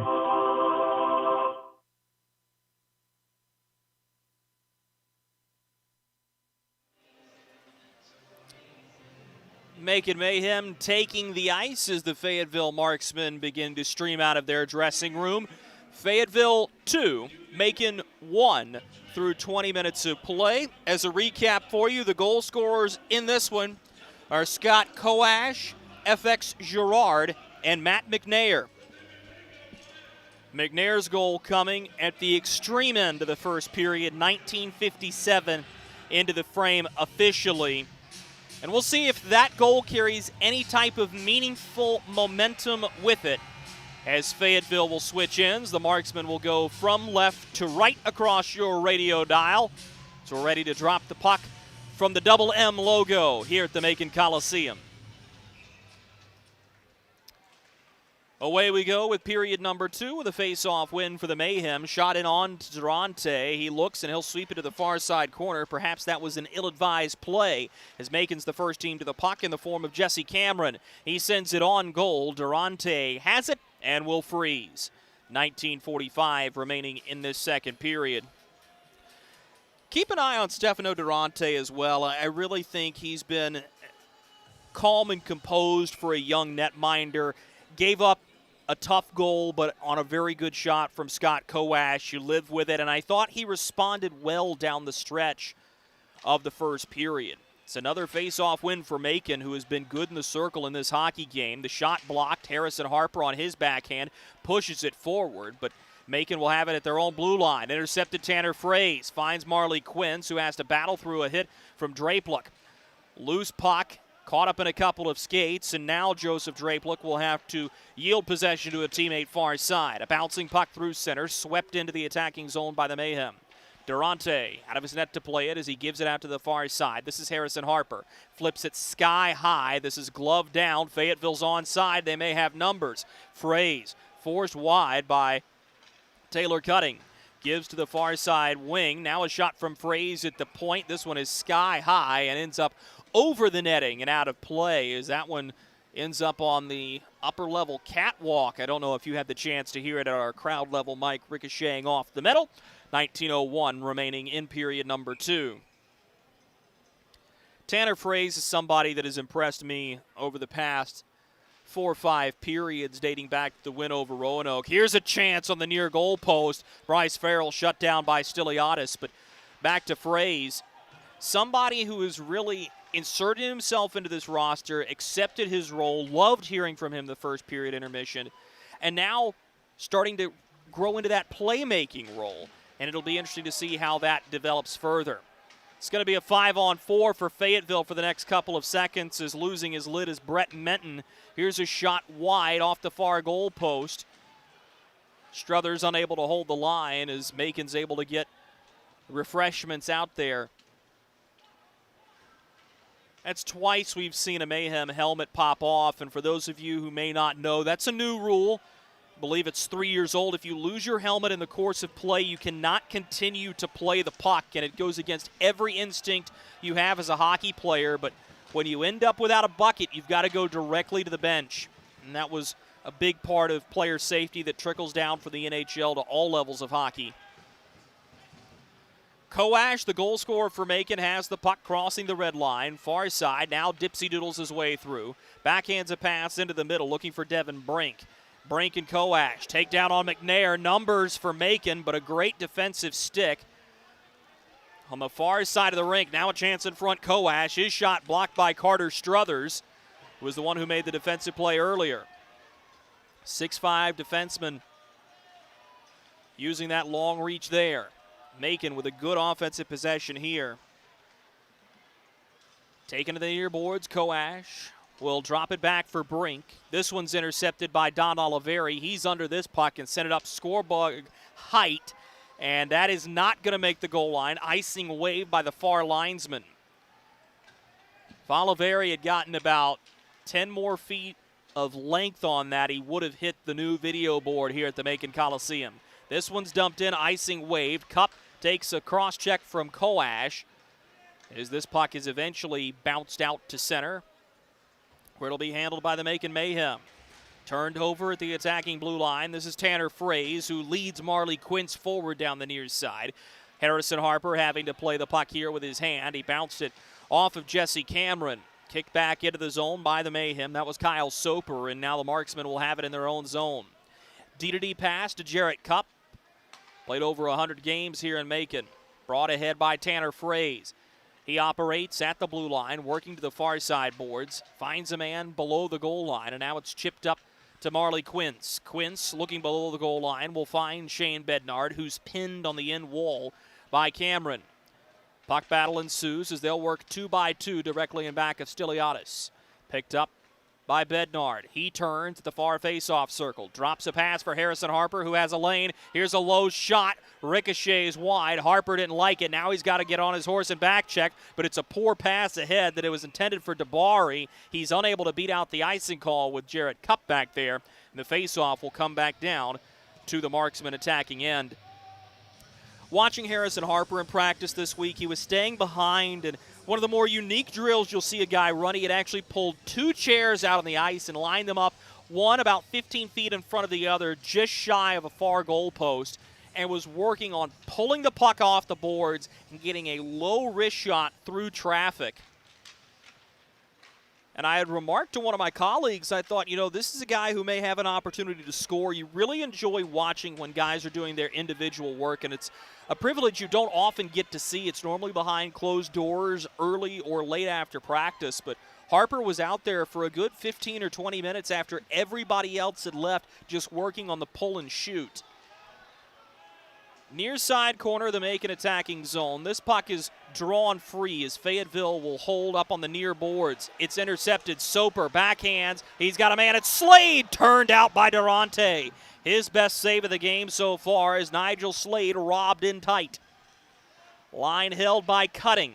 Gives behind the net, and turning with it here is Brendan Hussey. He is punished. Nigel Slade backhands toward Hussey, who hadn't gotten completely up net yet. Alexi Girard will give to the far boards. This will be dumped in by Fayetteville, and going to chase it is Kyle Soper. Plays it up to the near side wing. Hussey unable to find meaningful space, so he turns the puck over to Alexis Girard. Those two were teammates in Elmira last year. Matt McNair gives to the near side wing. This will be taken up ice by Fayetteville. FX Girard has a goal in this game already. Dumps it in, played in the trapezoid by Stiliadis. Looks back for Hussey on the near side boards. He'll play it up ice, intercepted by Sam Storman. Gives wide to Alexis Girard. He'll find Matt McNair, now to Drake Glover, who takes his shoulder from Taylor Cutting. Skied back by the Macon Mayhem. Picked up at center ice and eventually played off the near boards and deep into attacking ice by Hussey. Fayetteville the first team to it as a fire wagon change comes for the Macon Mayhem. Brought back up ice. This is Tanner Frey down the near wing. Frey slides it into the slot looking for a Cutting McNair. Wasn't able to corral the pass. Now 2-on-2 we go the other way. Macon holding the puck on the far side boards. Devin Brink gives into the middle. A chance. Durante. Huge stop in front. Up on the top of his goal crease. Makes another big save with 13:47 to go in the second period. A bouncing puck taken below the goal line again. Durante, sensing pressure, will freeze it under his blocker, and we will step aside for a commercial break. 13:40 remaining in period number 2. Fayetteville holding a 2-1 lead. Look at our yard. So many anthills everywhere. Did you know that a single ant can live to be 29 years old? Really? Well, what about a married one? Seriously? But really, we need to fix the yard. St. Peter Pest Control handles all your mosquitoes, ants, spiders, cockroaches, and even rodents. St. Peter Pest Control provides full home pest protection and consistent treatment of ants and mosquitoes in your yard, too. At St. Peter Pest Control, we send all your bugs to see St. Peter. We welcome you back to Macon, Georgia. Drew Blevins alongside you. Thank you again to all the Macon Mayhem fans tuning in to the broadcast tonight. I do not know who you're going to hear at your next home game. However, we do invite you to tune in tomorrow night here on Hockey TV as Fayetteville will be at home taking on the Macon Mayhem. And you can catch me on air starting at 5:45 with a puck drop at 6. Here's a backhand play off the goalpost. Rebound in front. What a move it was by Taylor Best. And he did everything but put it in the back of the net. That was a huge play by Taylor Best, and now the puck is jostled free by Macon. Got to showcase speed and hands there, but a home bounce off the goalpost will keep this one 2-1. Up off the boards and into Macon attacking ice. Fayetteville will try to settle. As we were saying before we were interrupted by the partial breakaway, if you're in Fayetteville and don't have tickets yet, you can skate to marksmanhockey.com and click the tickets tab. Takedown at center. Farrell was hit hard. Limited tickets are still available for opening night. The puck taken near the face-off circle toward the Macon bench. Farrell gets off cleanly, and good to see Kyle Sherrill, the head athletic trainer, able to stay at his spot without having to go attend to him further as FX Girard crosses the line. And it was either Drake Glover or Matt McNair who had happy feet offside with 12:26 to go in the second period. Face-off will pop back out to center ice here on the near side boards, just slightly favoring the Marksman attacking zone.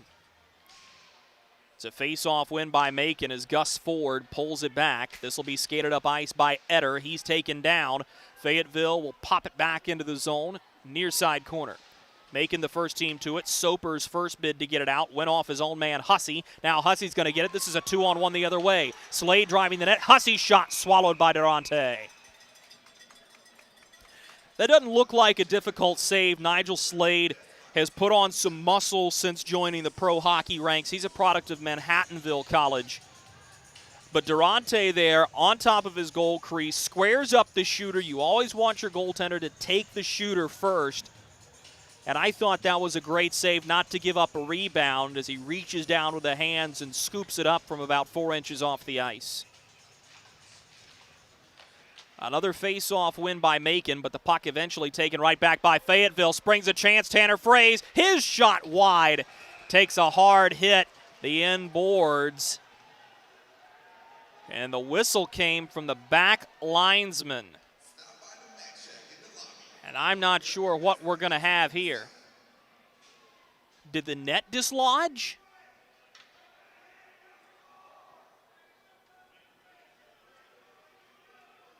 I'm completely unsure why there was a whistle there. Anyway, we'll resume. Here's a shot off the draw, and I can tell you that whistle is because the puck is caught by Stiliadis. Tanner Frey with a good shot off the draw. Yeah, that was a strange occurrence. Unless that puck did just hop up and tickle the mesh on a weird bounce off the glass, but it's a little difficult to see with the dark background and the dark netting. Nonetheless, let's continue on with hockey. Hard hit on the far boards as this puck will roll back towards Stiliadis. Picked up by Macon. Handled and eventually thrown up the boards by Swiderski. Picked up by the Mayhem. That was in the form of Devin Brink. He'll push it forward looking for Menton. Gives to Brink. Pass in front. Nobody home for it. The last man cutting was Swiderski. Now a chance for Frey down the near wing. Slapper. Big rebound. Cup can't get it to go. Half slap drive from Tanner Frey, who's created a lot of good opportunities. Macon will ice this puck, and we'll get another whistle with 11:06 to go in the second period. Tanner Frey has really come on here in this second period. He's had a couple of good opportunities.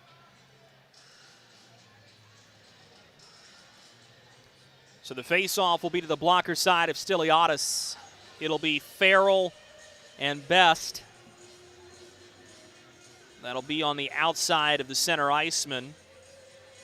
And that's Taylor McCloy. Wins it back to the point. Shot from Cup off a body on the way through. Big rebound. McCloy sweeps it off the leg pad of Stiliadis. McCloy now for Fayetteville. Turns, look to give it to Sam Storm, and now it's at a foot race. Here's a chance for Macon, but great speed by Taylor Pest to get back. Turned up ice again. This is Bryce Farrell out of East Amherst, New York. He takes a hard shoulder, gets back up. Cutting gives him a shove. Farrell right back up on him. Cutting will let him go. This is Jesse Cameron now. Gave it away initially, and Devin Brink will hack it all the way down. This puck is on edge. Icing wave by the near linesman. 10:25 to go in the second period. Matt McNair and Taylor Cutting in a war of words. Nearly a full foot difference between those two. Poked free by Cody Rogers. A hard hit on McNair. That one delivered by Jesse Cameron. Drapeluk onto the puck for the Macon Mayhem. He'll bring it up. Down the far side wing. Dumps it in crossing the blue line. Fayetteville the first team to it. In back of Durante. This puck will be picked up and eventually Fayetteville will find it and brought back ahead off the stick of FX Girard. Battled with through center. This is Cameron with the puck as he works down the far side wing. Cuts into the middle. Takes a hard shoulder. Knocks the puck free. Brought back up ice by Fayetteville. McNair finds Girard. Here's a low shot. Kicked out with a purpose by Stiliadis with a driving Drake Glover. Told you about that line. They've been real good so far. Fayetteville's got to be careful not to get caught with too many men as the puck was played back to the bench side boards. New unit out for the Marksmen. As Nigel Slade brings the puck ahead for Macon. Durante out of his net in the trapezoid. A crafty little play, forehand to backhand as he shovels it near side boards. Unable to get it out though. Line held by the Mayhem. Hussey throws it in deep. Durante sweeps it around the far boards. Line held by Brian Etter. His shot blocked, and now Shane Bednard has it coming the other way. He'll find Tanner Frey, who's had a good game so far. Frey lays it into the zone, gets around his man, finds Bednard far corner into the middle. A one-timer by Quince, fanned on a rolling puck. Breakout pass eventually bounces to Nigel Slade. Enters the zone, far side wing, rolled toward the goal. Durante finds it on his leg pad and freezes with 8:49 to go in the second period. Timeout on the ice. Let's take it with him. With the score, the Fayetteville Marksmen 2 and the Macon Mayhem 1.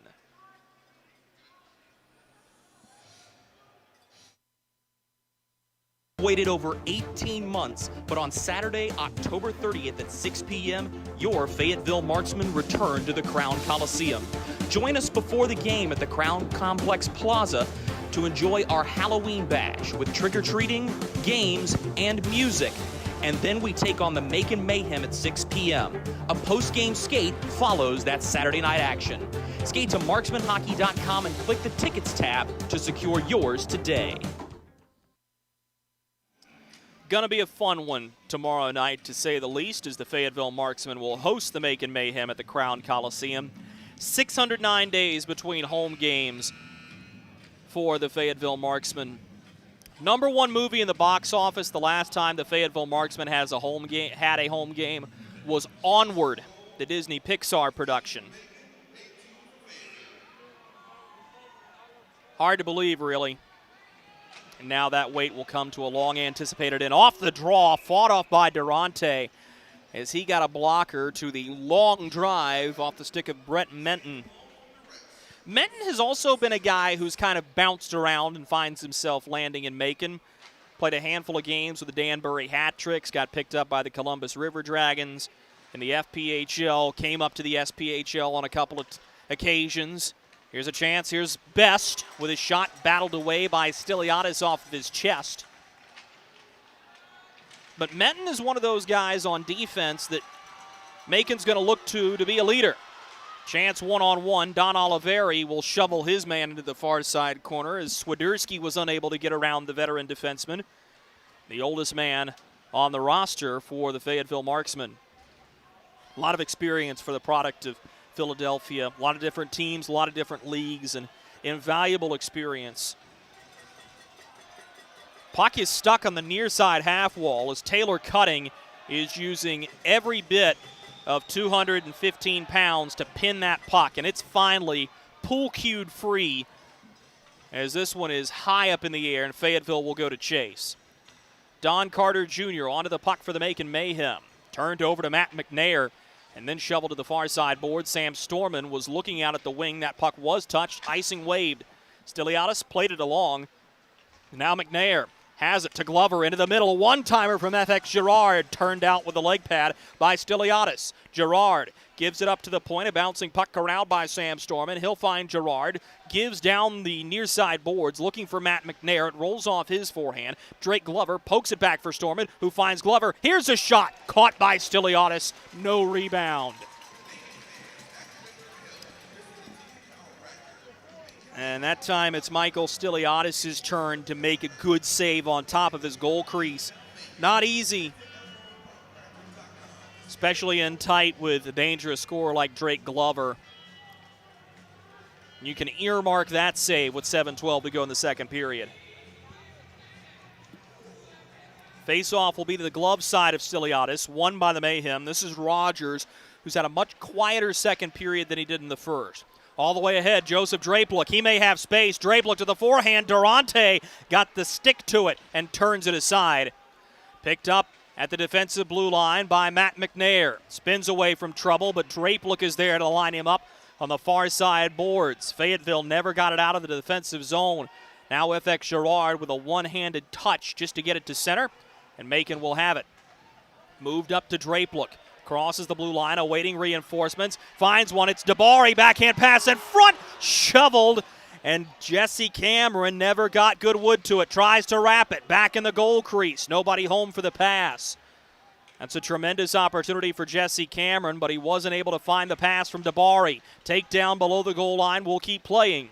Macon shovels it up to the near side boards. Shot from the point taken by Gus Ford. I think that was intended to be a pass off the back dasher, but nonetheless, Fayetteville has it coming the other way. Marley Quince around his man. High shot off the catching side shoulder of Stiliadis. The rebound kicked away. Here comes Macon back the other direction. 2-on-2 if they hurry. Gus Ford with Brendan Hussey. Ford throws it into open space. Here's a shot. Ford couldn't corral the rebound on the partially blocked shot on the way through. Far side boards. Macon sets it up. Nigel Slade, high slot. Turns it to the point. Here's a shot from Eder. That stung Marley Quince, who comes up with a big block, and now Macon forced just to dump it in the form of Soper. Harrison Harper using Marley Quince to help him out to send it all the way down the far side boards. It won't make the goal line. Kyle Soper, the first defenseman there, and he'll hang on to it directly in back of Michael Stiliadis with 5:20 to go in the second period. Fayetteville hanging on to a 2-1 lead. All the way down the far side boards. First pass is chipped into the zone by Slade. Durante with a strong play up to the point now. Macon just fires it back toward the net, blocked before it made it to the goal crease. Marksman will backhand it into attacking ice. Bryce Farrell on his horse avoids contact with Stiliadis. McCloy unable to get the puck. Now Nigel Slade has it. Sends it to the far side wing. Devin Brink bringing the puck ahead for Macon. Sends it off the end boards. Line held by Soper. Good play by him as he dispossesses Bryce Farrell. Now Swiderski in front. They score. Scott Koch again. From right down Broadway. He makes no mistake. We're tied 2-2.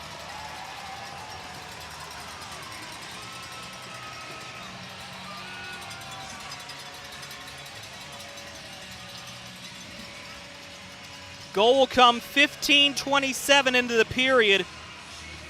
Koach is second of the game. And a little bouncer finds its way between the hash marks, and you cannot give Scott Koach an opportunity to cash in from there, and he does. And this is what we told you in pregame. This is not a Macon team you count out at any point.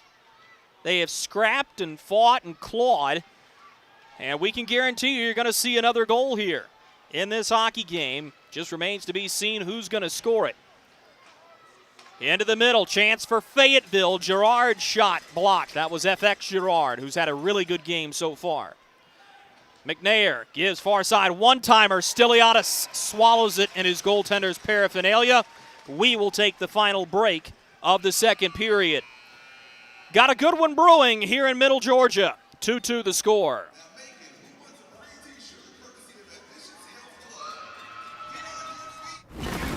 For some, it's just the sound of ice hitting heavy-duty plastic. But for us, it's the signal calling us back to the light. And to Greg's house, because he just got a new grill. Connecting to Hot Jams playlist. Welcome back, Bud Light legends. It's time to take summer by the coolers.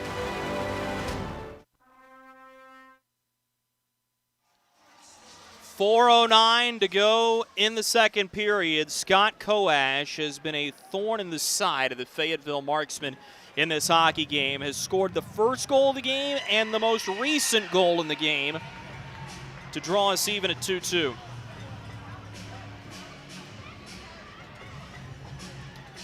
You cannot replace that type of veteran presence, and Koach really, really good tonight, and you really get to see what happens when you have one of those pure, sharp shooters on your team, and he's been that tonight. Up the near side boards, Fayetteville able to hold it into attacking ice. Marley Quince will get credit for that hold. Now in front, shot toward the net. Marley Quince has it on his stick. Stiliadis, spread eagle in the goal crease, finds the puck and freezes it. Well, we've seen a couple of occasions this game where Michael Stiliadis has had to scramble, and now twice he's come up with big plays in those situations. And can't be overstated how important it is to have a good goaltender. 3:49 to go, second period. Macon 2, Fayetteville 2 here at the Macon Coliseum. These two teams will tee it up again tomorrow in Fayetteville. Limited tickets are still available. Skate to marksmanhockey.com and click the Tickets tab. Below the goal line, Marley Quince onto the puck for the Marksman. Tries to curl the puck around his man and eventually does. Oliveri winds and fires for a bouncing slap shot. A little two-hopper, and now we're going to get some collisions in front. A hard hit delivered by Bryce Farrell at the end of the play as he got into the back of Brendan Hussey, and we'll see if there are any extracurricular penalties to come of the altercation.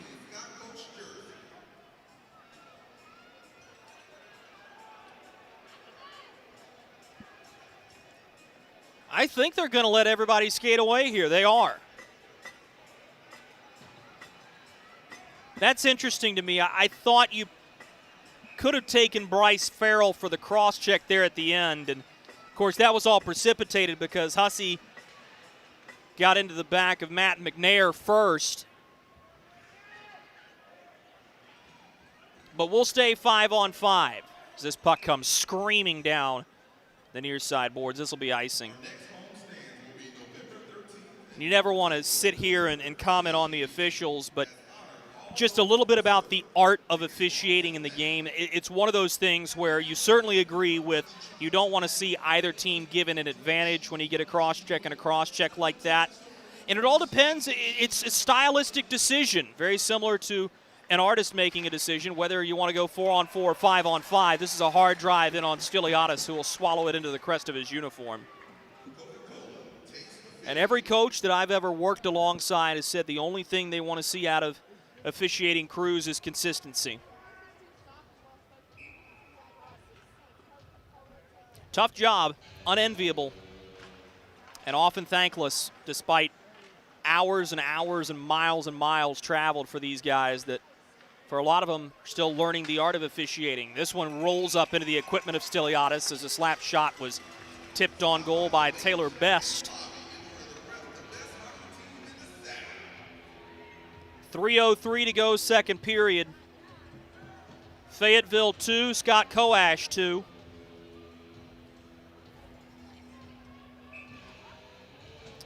And when we talk in the second period intermission, of course, you cannot tell the story of this game without mentioning Scott Coash, but you're also going to talk about the unsung plays and how important it's going to be to see if you can get another contribution in this Macon roster as this puck is out of play. 2:57 remaining in the second period, and we've drawn to a rather staccato pace here at the end of the middle frame. Bednard will take the draw for Fayetteville. Ties up his man, wins it. Frey whiffs on the shot. Harrison Harper unable to hold the line. Don Carter Jr. all over the puck. Now Tanner Frey headmans it, and it'll be dumped in. Bednard takes a hit to make a play. Now Quint's in front. Chance for Fayetteville. Stiliadis dives and covers.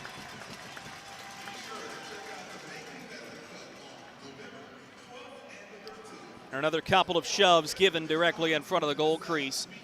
2:41 to go in his second period. 2-2 the score remains. And I do wonder, and without the ability to go down and ask myself, has Corey Melkert found a combination that he likes with his lines right now? Because this line of Bednard, Quince, and Frey has created chances throughout the course of this hockey game. And they've done everything but score. Here's a chance in the middle. The puck is loose and eventually curled back. We've got a delayed penalty in front of the net. It's going to go against Macon. Harrison Harper's shot off of a stick on the way through. Turn back up to the point. Harper gives it to the far side wing. Glover drops for Tanner Frey. Bounces it to the point. Cup with a low slapper. Deflects wide. Fayetteville looking after the puck, and Brendan Hussey comes into the middle to disrupt a passing lane. Fayetteville is going back on the St. Peter Pest Control power play. A holding call on Kyle Soper right near Michael Stiliadis. Penalty comes 17:45 into the second period. Soper for holding. It's a rare penalty. A lot of defensemen aren't going to grab you in front of their own net. They're going to push and shove and whack at you, and Soper got caught giving a bear hug there. St. Peter Pest Control power play for Fayetteville, 1 for 2 today. Here's a shot, screams high. FX Girard holds the line for the Marksman. Has it near side wing. Turns it up to the point for Don Oliveri, who will give to the far side and receive it back in the middle. Near side face-off circle. Here's a shot high by FX Girard, picked off by Stiliadis. No rebound. And the Marksmen have a ton of confidence in this power play unit.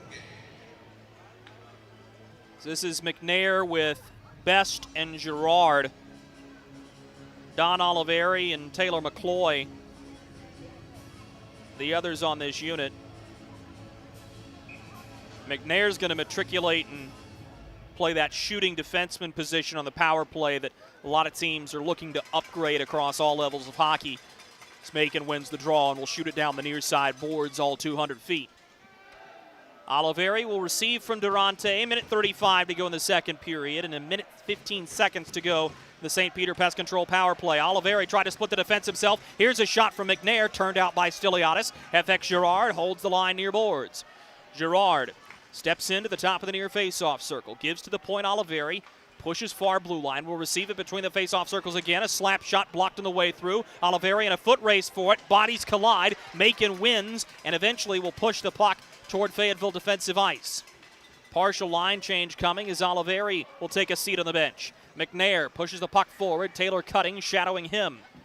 To McCloy. And now to Best. Delayed penalty upcoming. Oh, we've got a fight! It's Cutting! Just started swinging, and I think that was on Matt McNair. And Cutting will skate over to the penalty box to the cheers of the Macon fans here.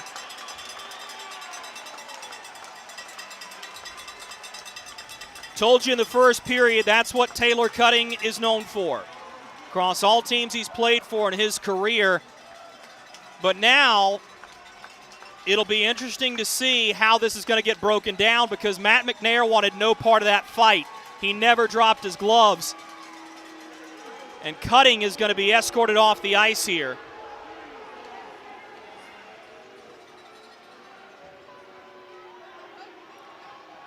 You got a lot of reason not to love that play by Taylor Cutting because that was not a willing combatant situation, and that could end up in a misconduct. And if it does, this is going to be another 40 seconds of 5-on-3 time for the Marksmen.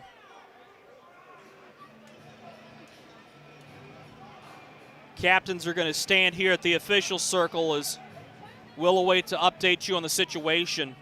A lot of things can happen here. You can go 5 minutes for fighting either side. But I think what you're going to see here is a 2-minute instigation penalty, 5 minutes for fighting, and a 10-minute misconduct to Taylor Cutting, which would then just leave the question, what do you do with Matt McNair? There is a 2-minute minor on the board for McNair. Nothing posted for Cutting yet.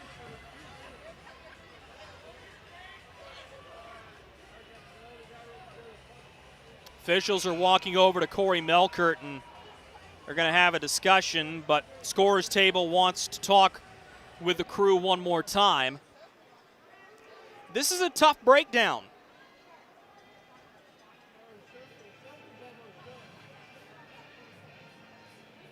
And of course, with any misconduct penalty, the league can review for a potential suspension, which would carry over into the Marksman Mayhem game tomorrow. But I think what you're going to see is a simple game misconduct here to Taylor Cutting. And that is going to be the case. So 5 minutes on the board for Cutting to go along with a 2-minute instigation penalty and a game misconduct. Meanwhile, Matt McNair will sit 2 for roughing. So you're going to get a 4-on-3 power play for the next 40 seconds. Then you'll go 4-on-4, and then another St. Peter Pest Control power play upcoming for Fayetteville. Here's a shot from the point, off the backboards, rebound loose in front. Fayetteville had it, but a good defensive stick by Etter to send it all the way down. Maybe one last rush for the Marksmen on the penalty to Soper for holding that now seems like it was ages ago. Skated down the far side boards, a drop pass to Drake Glover, has it far face-off circle. To Oliveri, the quarterback of the power play. Back to Glover, a weak pass, but eventually shielded by McCloy. He turns away from trouble. McCloy has it high slot, pulls the trigger, Stiliadis fights it off and freezes the rebound. So Soper will come out of the box as time expired just as the whistle blew. We'll go 4-on-4 for 1:20. That will carry over into the third period with just 14 seconds and some change left in this second period. The face-off will be to the blocker side of Stiliadis. Macon doesn't realize they get an extra man, and finally they're going to rush one in. It'll be Vaughn Clauston. He's going to have to touch the puck here. Slaps it all the way around the half boards. Drape look on it. Icing called. Oliveri was a half step ahead of Drapelick.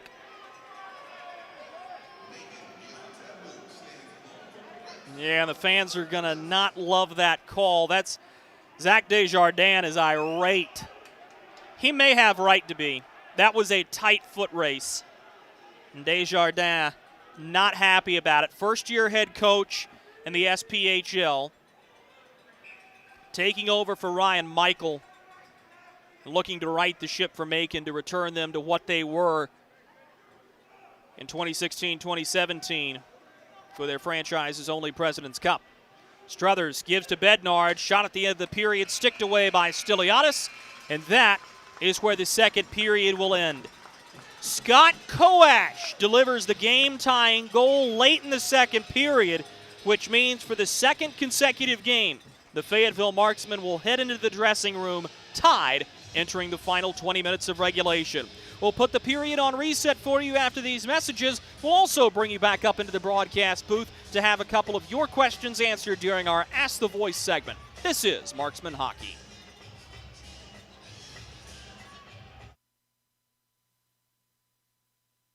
Hey you.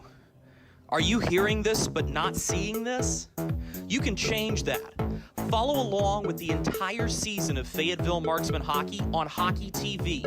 Visit hockeytv.com/subscriptions and get the SPHL TV package to watch every single Fayetteville Marksman road game this year. That's hockeytv.com/subscriptions. Welcome to Freddy's. How are you guys doing? Meetings. Lunch meetings all week, all salads. Bean salads. Quinoa salads. Heirloom salad. Frisee salads. Sometimes a guy needs a Freddy's original double, Chicago dog, and a turtle sundae. Make that 2, please. 3. Absolutely. If you're gonna be bad, it better be good. Being bad never tasted this good. Freddy's, the experience that puts a smile on your face and the taste that brings you back. Kelly, you need to unmute yourself. For some, it's just the sound of ice hitting heavy-duty plastic. But for us, it's the signal calling us back to the light. And to Greg's house, because he just got a new grill. Connecting to Hot Jams playlist. Welcome back, Bud Light legends. It's time to take summer by the coolers. Something big is coming. Something so big, it'll change the world of chicken sandwiches. Zaxby's new signature sandwich with Zax sauce or new spicy Zax sauce. Because the chicken sandwich war ain't over yet. The new signature sandwich. All the other little sandwiches can run along. We'll take it from here. Experience the thrill of being a Fayetteville Marksman season ticket holder and all the benefits that come along with it, including your same great seat for 28 or 14 home games, exclusive season ticket member events, and an opportunity to enjoy discounts on food and beverage and merchandise at the Crown Coliseum. Skate to marksmanhockey.com/season tickets to learn more. Marksman fans, you've waited over 18 months, but on Saturday, October 30th at 6 p.m., your Fayetteville Marksmen return to the Crown Coliseum. Join us before the game at the Crown Complex Plaza to enjoy our Halloween bash with trick-or-treating, games, and music. And then we take on the Macon Mayhem at 6 p.m. A post-game skate follows that Saturday night action. Skate to marksmanhockey.com and click the Tickets tab to secure yours today.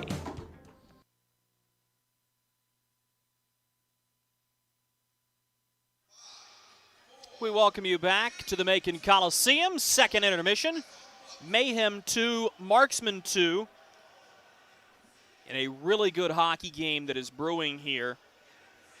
And initially I thought I was going to be able to tell you what all had gone on officially during that altercation between Taylor Cutting and Matt McNair, where McNair got jumped. But unfortunately the scoring system has not quite caught up to the calls on the ice yet, and I think some of that may be because downstairs the off-ice officials are still working on the official input based on the call that was given. It looked like from my broadcast perch there was some scrawling on some paper going on down there just to make sure that everything had gotten called correctly. More on that in a moment. We'll start things off with the beginning of the second period. I thought both teams did a really nice job of coming out and achieving their goals. Fayetteville created some really good opportunities. Tanner Frey's, Matt McNair, FX Girard all buzzing around the net for the Marksmen. Meanwhile, for the Mayhem, not as much offense in the early going. I thought Stefano Durante was really good, but they found a way to tie this hockey game late in the second period. Scott Koash from the slot, and I mean right between the hash marks, ever so slightly to the left wing side of dead center, picks the corner on Stefano Durante. Koash is second of the hockey game. That makes it 2-2. And just as the Marksmen were starting to get their groove back offensively, Taylor Cutting had been bothered by Matt McNair all game. And as we told you, nearly a foot of difference between the two. Matt McNair is 5'8", Taylor Cutting is 6'4". And Cutting threw off his gloves and started throwing haymakers at McNair, who never shredded his gloves, never took them off. McNair will serve the remaining 105 of a roughing penalty. Taylor Cutting was escorted from the ice, and what I believe is going to shake out to be a major penalty and a misconduct. I can't confirm for you, as I told you, because the scoring system hasn't quite caught up to the calls on the ice. But I can tell you that after 1:05 served by Matt McNair, the Marksmen will go on to the St. Peter Pest Control power play for the fourth time tonight. They are 1 for 3 so far in this hockey game. But, and I think this is an important thing to take note of, first of all, you've got a Macon team that's going to try to draw from their home crowd here and finish off a win in the third period. But if you're the Fayetteville Marksmen, you've been here before. This is exactly where Fayetteville has made their bread and butter all year long. They have capitalized on being the better team in the third period. They've outscored opponents 6-0 in the final frame of regulation so far this season. And if you're Corey Melkert's squad, that is going to give you a little bit of added extra confidence. And I think that's an important thing to highlight. Coming up on the other side of this commercial break, we'll bring you back into the broadcast booth for our new segment this year, Ask the Voice, where we'll answer a couple of your very own questions right here in the broadcast booth in Macon. Stay tuned. This is Marksman Hockey.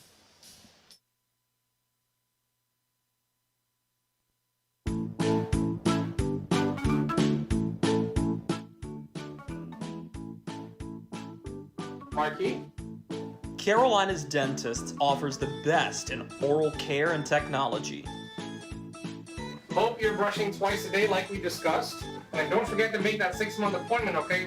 We'd like to keep those pretty white teeth looking good for you. Come experience positively different dentistry at Carolina's Dentist, the official dentist of the Fayetteville Marksmen.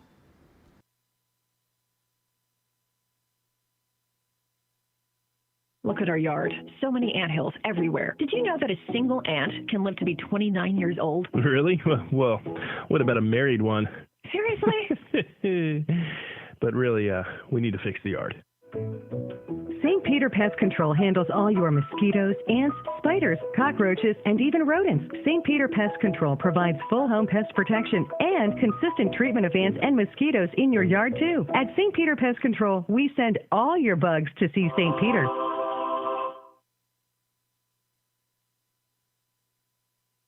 Kelly, you need to unmute yourself. For some, it's just the sound of ice hitting heavy-duty plastic. But for us, it's the signal calling us back to the light. And to Greg's house, because he just got a new grill. Connecting to Hot Jams playlist. Welcome back, Bud Light legends. It's time to take summer by the coolers. Something big is coming. Something so big, it'll change the world of chicken sandwiches.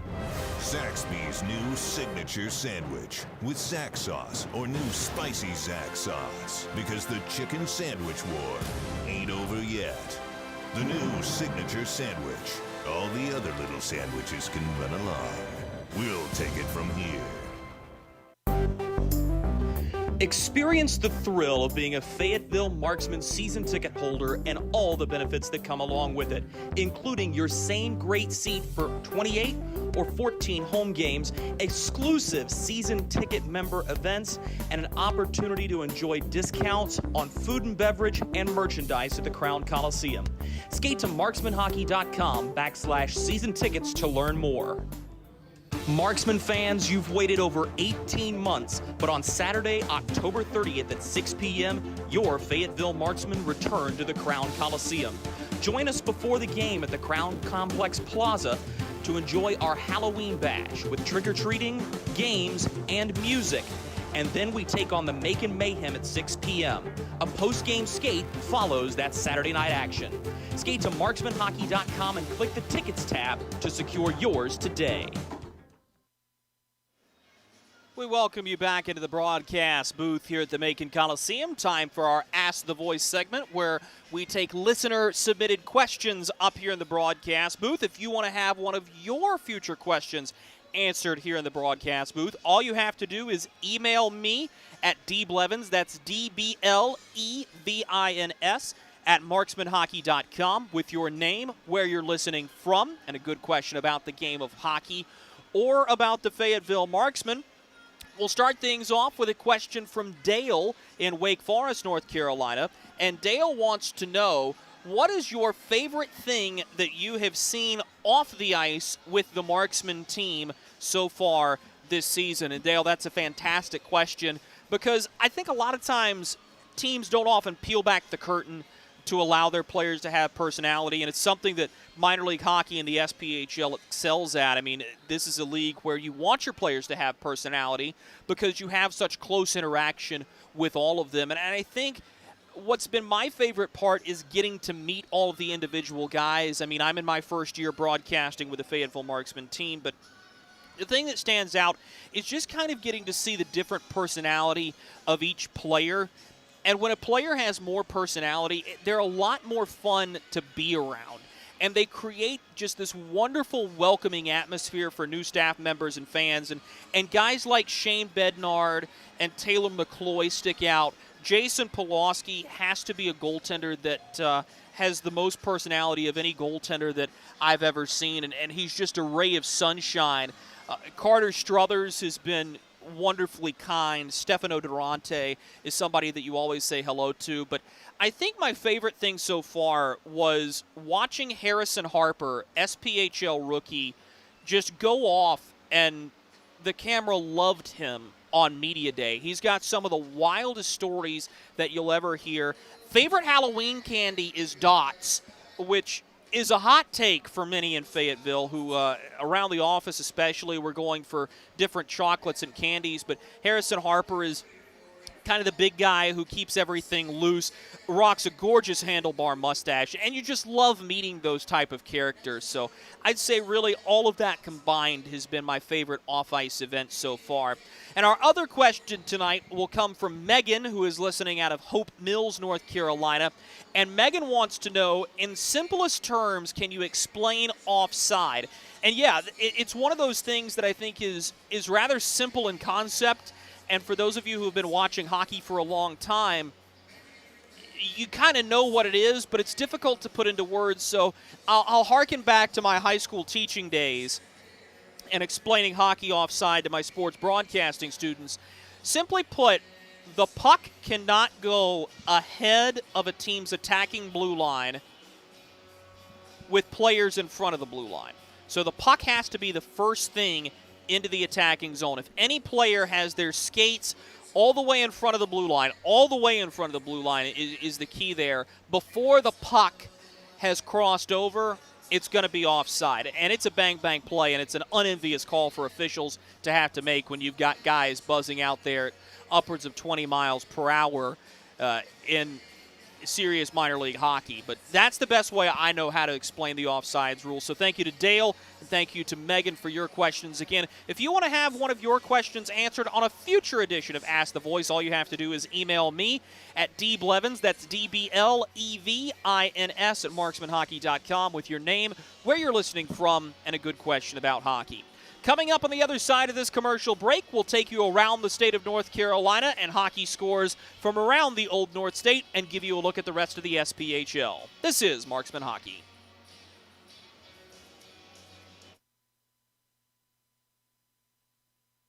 Baby, we have spiders on every corner outside our house. Okay, I'll call someone to take care of it. Baby, we have fire ants all over the yard. Alrighty, I'll call someone else to take care of that.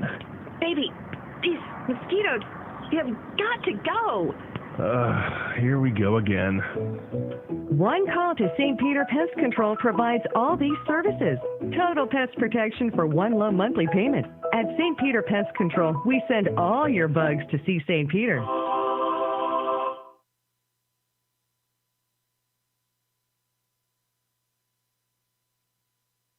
Hey you. Are you hearing this but not seeing this? You can change that. Follow along with the entire season of Fayetteville Marksman hockey on Hockey TV. Visit hockeytv.com/subscriptions and get the SPHL TV package to watch every single Fayetteville Marksman road game this year. That's hockeytv.com/subscriptions. Welcome to Freddy's. How are you guys doing? Meetings. Lunch meetings all week, all salads. Bean salads. Quinoa salads. Heirloom salads. Frisee salads. Sometimes a guy needs a Freddy's original double, Chicago dog, and a turtle sundae. Make that 2, please. 3. Absolutely. If you're gonna be bad, it better be good. Being bad never tasted this good. Freddy's, the experience that puts a smile on your face and the taste that brings you back. Kelly, you need to unmute yourself. For some, it's just the sound of ice hitting heavy-duty plastic. But for us, it's the signal calling us back to the light.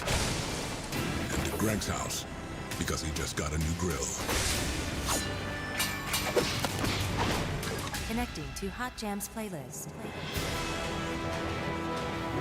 Welcome back, Bud Light legends. It's time to take summer by the coolers.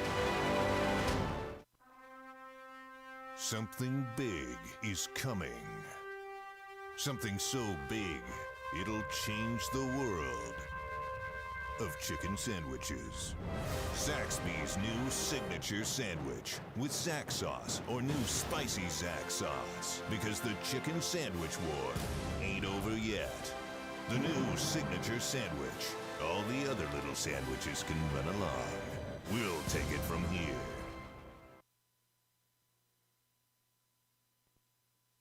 Look at our yard. So many anthills everywhere. Did you know that a single ant can live to be 29 years old? Really? Well, what about a married one? Seriously? But really, we need to fix the yard. St. Peter Pest Control handles all your mosquitoes, ants, spiders, cockroaches, and even rodents. St. Peter Pest Control provides full home pest protection and consistent treatment of ants and mosquitoes in your yard, too. At St. Peter Pest Control, we send all your bugs to see St. Peter.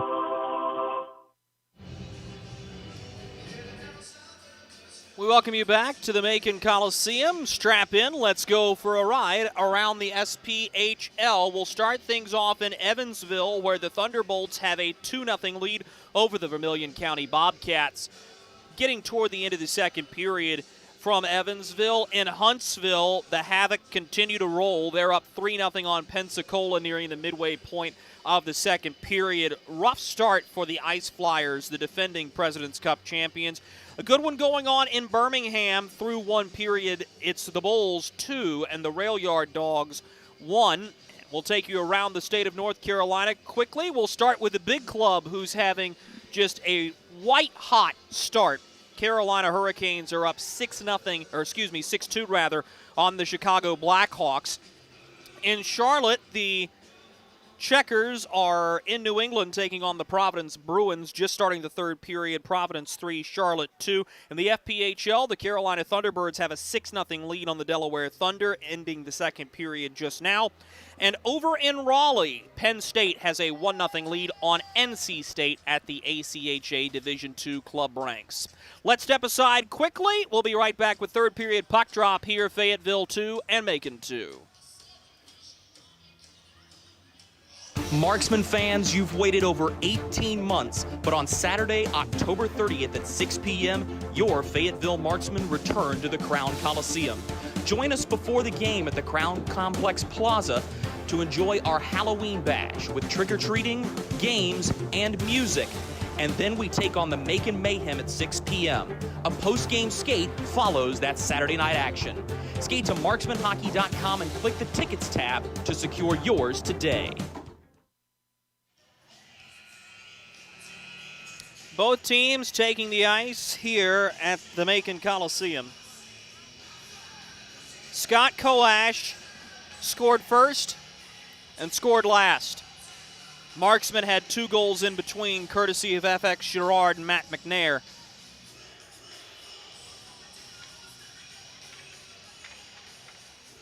And to sort out the penalties that were assessed, Taylor Cutting was given an aggressor penalty and a game misconduct, not an instigator. And he's back out on the ice here. And the referees are having an extended conversation with him because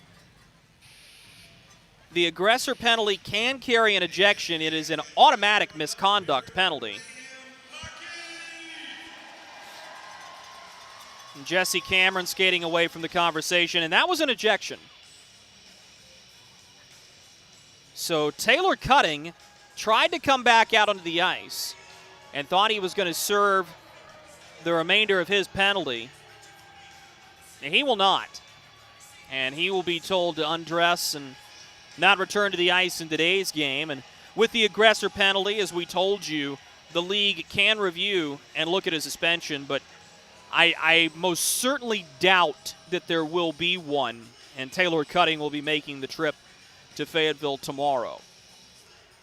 We'll go 4-on-4 for the next minute 5 seconds. That will then turn into a 3-minute Marksman St. Peter Pest Control power play.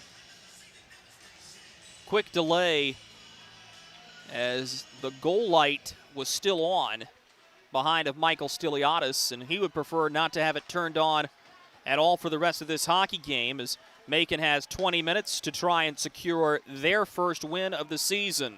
Shot in on to Stefano Durante. He'll freeze it. No rebound. Just 14 seconds go by. Marksmen are out shooting the Mayhem 25-19 in this hockey game, which means they put a whopping 17 shots onto Michael Stiliadis in a second period. A much more modest mark for Macon, who was able to put 13 onto Stefano Durante. Cameron with a hard hit in the near side corner. McCloy tried to kick the puck. Instead, it'll be taken by Drapeluk.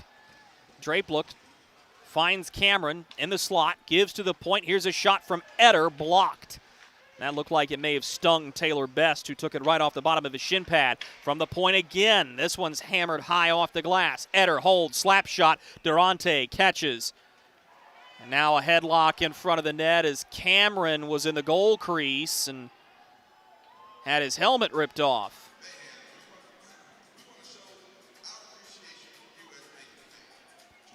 These two teams face off 13 times this season.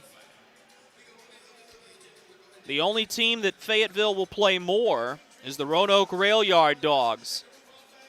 You'll get to see 15 more matchups, 17 on the season. The Marksmen took the first 2, both in Roanoke. Next time those two teams will meet will be the day before Thanksgiving in Fayetteville on November 24th.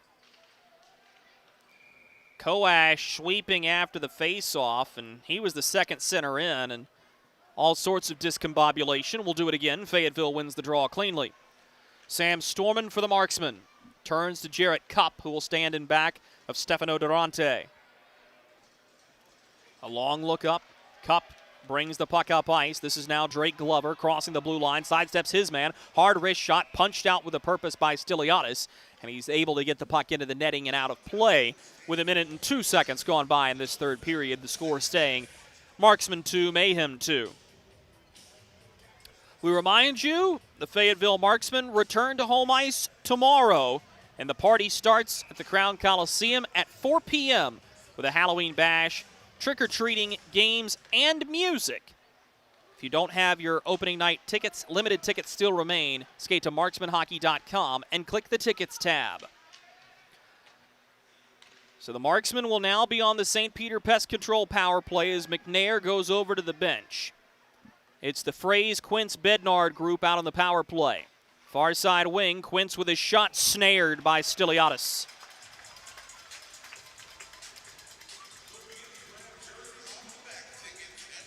The other thing is, if you're the Marksman right now, volume of shots may not be nearly as important as quality of opportunities and trying to put the puck into the middle of the rink. And it's tough sledding there in the SPHL.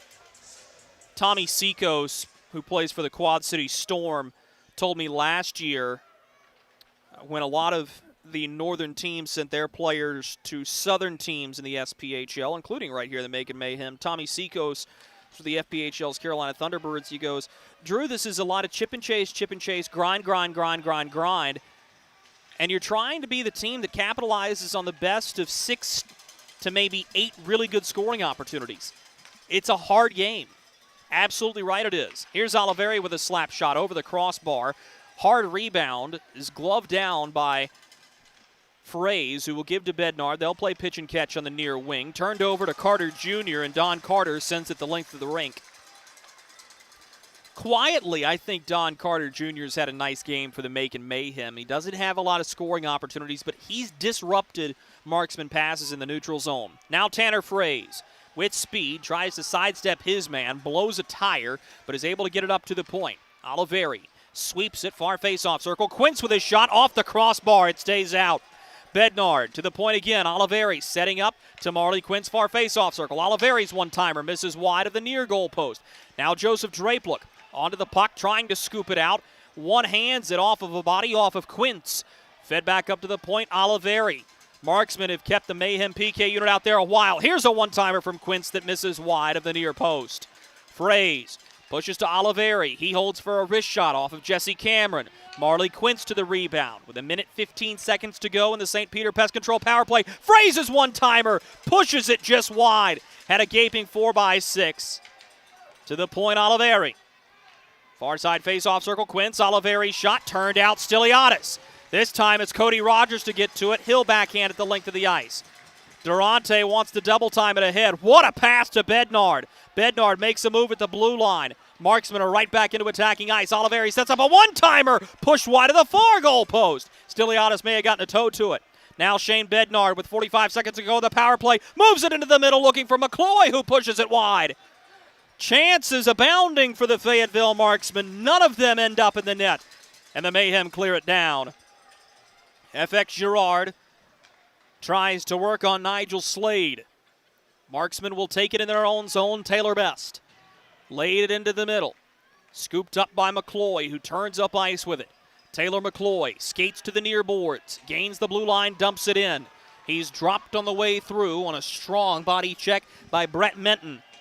Behind the net, McCloy in the near side corner. 5 seconds to go on the St. Peter Pest Control power play. Lays it off the end boards. This is clubbed off the glass all the way down. Icing waved. We're back to 5-a-side hockey. 15:50 to go, third period. The elongated power play yields nothing for the Marksmen. Dumped back down. Jarrett Cupp will go to receive for Fayetteville. He'll stand in back of Stefano Durante, awaiting reinforcements.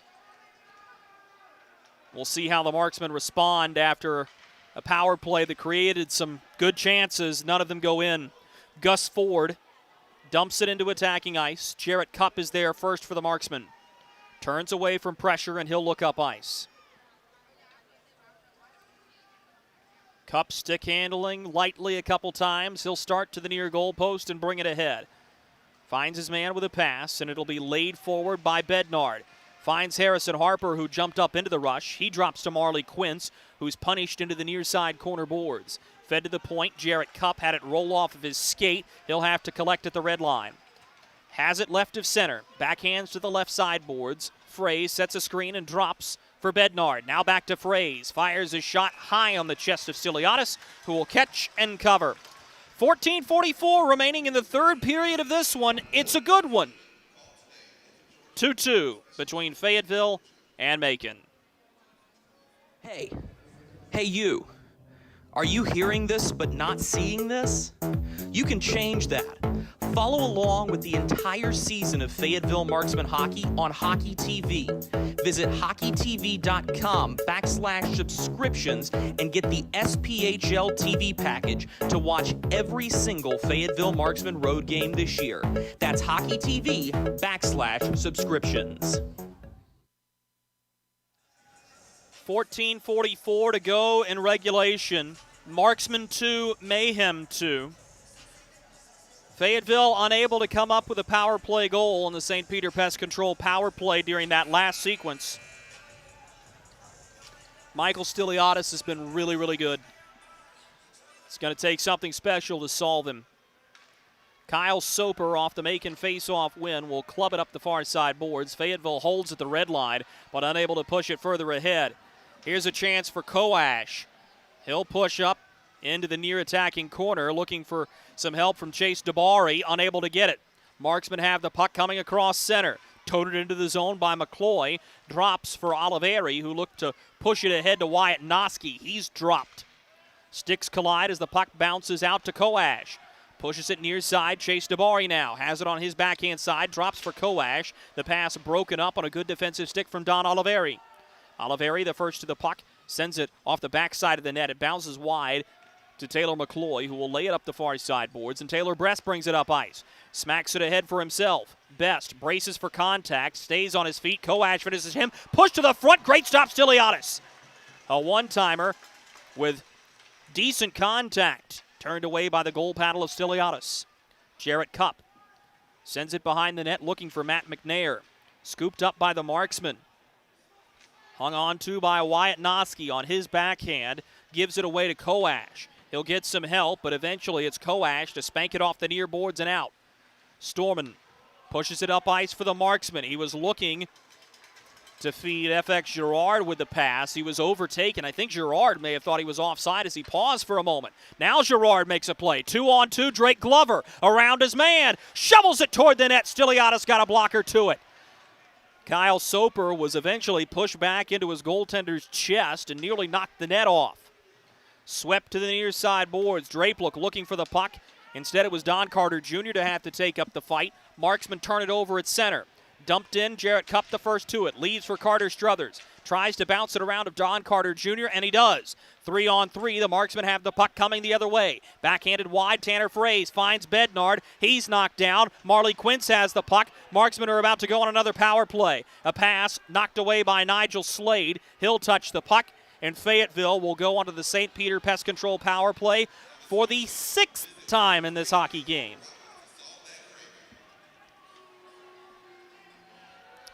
And this penalty is going to be on Brendan Hussey.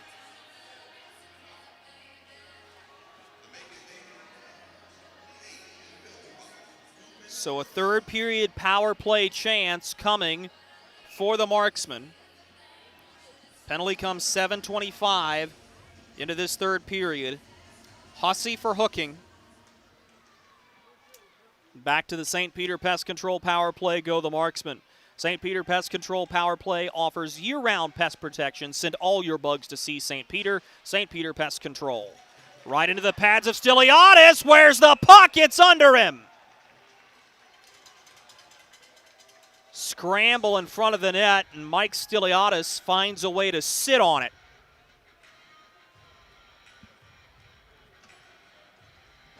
It looked like there for a moment that Drake Glover saw it between Stiliadis' legs but could not dig it out. So a reset from the near face-off circle. It's a face-off won by the Marksman.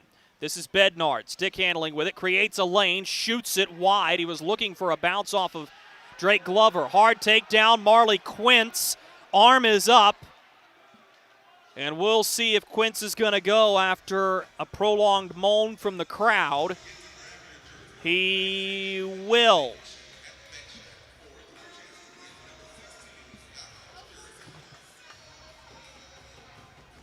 So Marley Quince will take a seat here. Don Oliveri will protest. It's going to be a tripping call. And we'll go 4-on-4 for the next minute 30.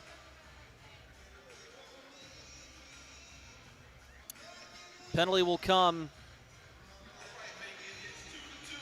at 7:56. End of the third period. Just the third penalty for Fayetteville in a game that's been punctuated by plenty for the Mayhem in this game. Hard hit at the blue line. Jesse Cameron delivered his shoulder into Taylor Best as the Marksmen were able to push it into attacking ice. At center, Marksmen will play pitch and catch on their own blue line. That's Sam Storman. Leaves it up into open space. Now a chance for Taylor Best. He curls near faceoff circle, drops a pass. Here's an awkward shot off the stick of Alexis Girard, and now it's back-checking time. Brought up ice. This is Nigel Slade. Drops a pass for Coash. They score! Nobody picked up the man on the back door, Brian Etter, and the Mayhem have the lead.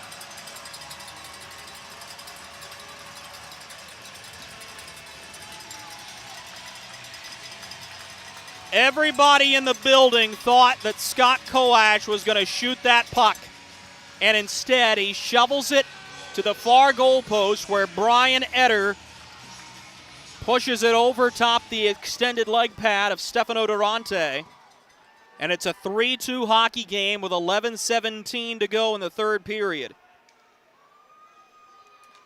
Pair of unanswered goals for the Macon Mayhem. And for the first time in the third period since week 1 against Roanoke, the Marksmen trail in the final frame of play. A 4-on-4 goal, and you got to keep in mind the Mayhem are going to get an abbreviated power play in 20 seconds. Marksmen have the puck on the near board. Struthers knocked away by Gus Ford. Don Carter Jr. onto it. He stick handles. Drops at the near face-off circle, turned into the middle. Don Oliveri swipes it away. Ford all over him. Oliveri run into as Gus Ford takes him down. Oliveri spinning, looking for a penalty. He will not be granted one. Power play begins for the Mayhem, and Fayetteville starts off the Freddy's penalty kill quite nicely with a backhander all the way down the length of the ice. Just 15 seconds remaining in that shortened power play for the Mayhem. Gus Ford. Stick checked at the blue line. Marksman had the puck initially. Tie up. Far side face-off circle. A bouncing puck hops over the stick of Gus Ford. To the point now. Here's a slapper through traffic. Sticked into the glove of Durante. And the shot from Brett Menton.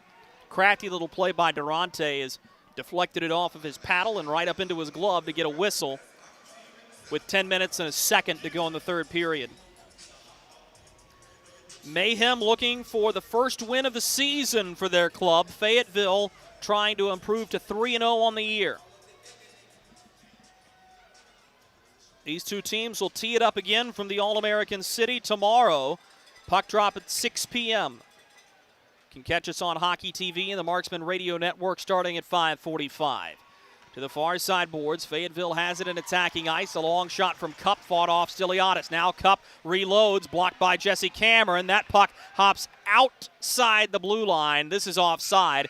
Harrison Harper trying to hold the line. 9:42 to go third period. Mayhem 3, Marksman 2. Back after these messages. Welcome to Freddy's. How are you guys doing? Meetings. Lunch meetings all week, all salads. Bean salads. Quinoa salads. Heirloom salads. Frisee salads. Sometimes a guy needs a Freddy's original double, Chicago dog, and a turtle sundae. Make that 2, please. 3. Absolutely. If you're gonna be bad, it better be good. Being bad never tasted this good. Freddy's, the experience that puts a smile on your face and the taste that brings you back. Kelly, you need to... 9:42 to go in regulation. Brian Etter's goal right now is the difference. Mayhem leading the Marksmen 3-2 here at the Macon Coliseum. It's a big day for sports in Georgia, as in the capital city of Atlanta, SunTrust Park, Game 3 of the World Series. The Atlanta Braves have a 1-0 lead on the Houston Astros in a Game 3 that will decide who has the series lead. Braves have not won a World Series since 1995. To the far side of the rink, here's a shot, big rebound. Pest couldn't get it to go. Good chance for the Marksman. Far side boards, sticks collide as Devin Brink had the puck bounce up on him. And I believe the officials are going to say that hit the netting. It did. Face-off should stay, and Marksman attacking ice. 9:16 to go, third period. The Marksmen have outscored opponents now 6-1 in the third period this season. Coming into this game, before the 2 goals scored in the first, every goal the Marksmen scored came in the final frame of regulation. Every game's been tight. So strap in. Got a feeling this one is not all over with yet. Oliveri kicks to Tanner Frey at center. Drapelook is on the puck for Macon. Drapelook will play pitch and catch with his defensive partner. Twirls it up the near side boards. Oliveri steps 2 to make the play. He'll lift it back into attacking ice. Received at the goal line. Macon tries again up the near side boards. Here's a cutting winger, but unable to collect the puck cleanly was Swiderski. Oliveri knocks his man from the puck. Collecting it is Struthers. Bounces it up ice. A good stick check through center by Menton. Knocks it free. Macon has it. This is high up in the air as they'll dump it back in and get off on a fire wagon change. 8:30 to go in the third period. Struthers finds Marley Quince on the near wing at center. Cross ice pass to Don Oliveri. Crosses into attacking ice, trying to do it himself. It rolls on to Stiliadis. And now we're going to get some commotion in front as Nigel Slade and Don Oliveri get into it. Shane Bednard grabs the dance partner, while Marley Quince and Brendan Hussey have each other in a handhold and will skate away. Don Oliveri has one speed. It's all out. And there wasn't anything harmful about that play. I actually thought he did a nice job not to snow the goaltender, which could have been an unsportsmanlike conduct penalty. We'll stay 5-on-5 here in Middle Georgia. New line out for the Marksmen. Girard, Glover, and McNair at center. Every faceoff becomes magnified here in the third period. McNair in a dogfight for it. Eventually, it's pulled free by the defenseman Cody Rogers for the Mayhem. Breakout pass is knocked back by FX Girard. Second effort gets it out. Blowing a tire with Sam Storm and nearly recovered, but turns the puck over. Brink fans on a shot attempt. To the far boards, Cody Rogers lays it forward. Nigel Slade, the former Marksman, has it far corner. He'll send it around the boards. It gets caught up on a glass stanchion, and the Marksman of the first team to it. Turned over. Gus Ford makes a move. Stefano Durante stands tall, collecting the backhander in his chest. Does not give a second opportunity. 7:44 to go in the third period. 3-2 Mayhem leading the Marksman.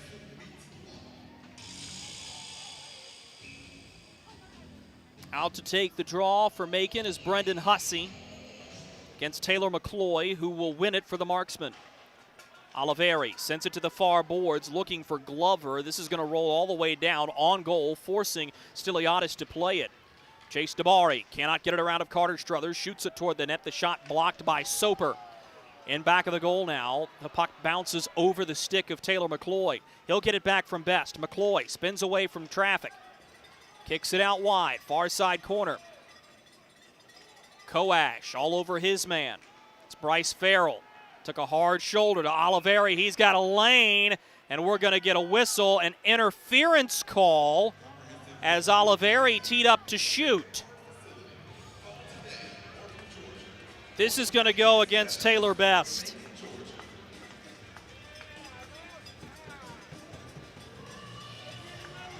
Best does not like it. That's a pick play. And one of maybe 5 pick play penalties you're going to see called this year comes at an inopportune time. 7:11 to go in the third period. Best for interference will put the Marksmen back on the Freddy's penalty kill, where they are perfect on the season and tonight. Joseph Drapelook has it top of the near face-off circle. He's going to opt to give it off to the forward group. Don Carter Jr. sweeps it to the far point. Wrist shot, here it comes. Durante finds it, catches and holds. The whole thing there on that Best penalty is all he's trying to do is stand and hold his ground. And you're allowed to do that. You are entitled to the space that you have. But it's when you start to move and obstruct an opponent from getting to open space behind you that it becomes interference. And at the judgment of the crew here, Best sets a moving screen for those of you basketball fans listening across the southeast. And that's a penalty just as it would be a foul. In the slot, Cameron's shot blocked off the shin pad of Harrison Harper, who is in good position. To the far side boards now. Soper rolls it toward the net, intercepted. Bednard will ice the puck. Just over 30 seconds gone by in this Freddy's penalty kill for the Fayetteville Marksmen. If they can kill it off, they're going to need to find some offense in a hurry, as we'll be under 5 minutes to go. Dumped into the zone by the Mayhem. Don Carter, the first forward there. Backhands it as he was looking for Swiderski, who gives it right back to him. That's a hard hit, dangerous on Carter. Let's keep playing, though. This is Bednard crossing the blue line with it. Tried to drop a pass, but ends up drawing the rest of his teammates offside and will give the puck away in Macon attacking ice. Drapelook poked away from him, but Kowash is there to push it to Don Carter. Turns it over to Carter Struthers, and he'll ice it down the far boards. 5:50 remaining third period, just 40 seconds to go now in the Macon power play. Chase DeBari will hang on to it directly in back of the goaltender Stiliadis. Pushed out to the far side wing. Carried up ice by Gus Ford, but offside on the play was Brendan Hussey, so the faceoff will come back out to neutral ice. 5:35 to go, third period. Brian Etter's goal is the difference right now. Scott Kowash with 3 points in this hockey game for the Macon Mayhem. Right now, he's the leading candidate for the first star. Still time for the Fayetteville Marksmen to have something to say about that. Spun up the near glass. Kowash chops it down. Struthers trying to push it ahead. He cannot. Etter holds the line to Gus Ford. Back up for Brian Etter. His shot tipped on the way through. Durante finds it and freezes. Carter Struthers getting into it with Scott Kowash. We'll see everybody skate away for now. 5:15 to go in this third period. Taylor Best wants to know where he's going to go. He arises to his feet in the penalty box. Quick glance up at the clock as both centers trying to buy a little more time for their squad. Face off to the blocker side of Durante. Nigel Slade against his former teammate Shane Bednard. Both centers sweep early. The puck still not dropped. Nobody thrown from the circle. Slade wins it. One-timer blocked on the way through. Big rebound. Oliveri shadows Slade. Slade now trying to push it to the point. Intercepted. Bednard. Yeoman's work to get it out. He's taken down. Fayetteville's going to go on the power play now. This is Oliveri with an off-angle shot off of Stiliadis. And a great play made in the crowd about 10 rows deep as that puck went sky high. Oliveri's going to skate away from Nigel Slade. And that is a true drawn penalty by Shane Bednard. 4:59 to go in the third period. We'll tell you about it when we come back. We go down the stretch after this. Fans, you've waited over 18 months, but on Saturday, October 30th at 6 p.m., your Fayetteville Marksmen return to the Crown Coliseum. Join us before the game at the Crown Complex Plaza to enjoy our Halloween bash with trick-or-treating, games, and music. And then we take on the Macon Mayhem at 6 p.m. A post-game skate follows that Saturday night action. Skate to marksmanhockey.com and click the Tickets tab to secure yours today. 3-2 the score. Macon leading Fayetteville, but the Marksmen are going to go to the St. Peter Pest Control power play.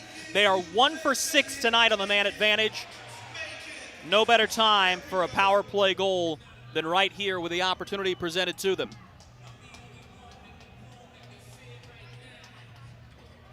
And as we told you, that's a Shane Bednard drawn penalty. Product of Bowling Green. Played with the Marksmen in the 1920 season. Fan favorite. And he just kept chugging along. He never stopped moving his feet. Forces Chase DeBari into taking a rather poor penalty just ahead of the Macon attacking blue line.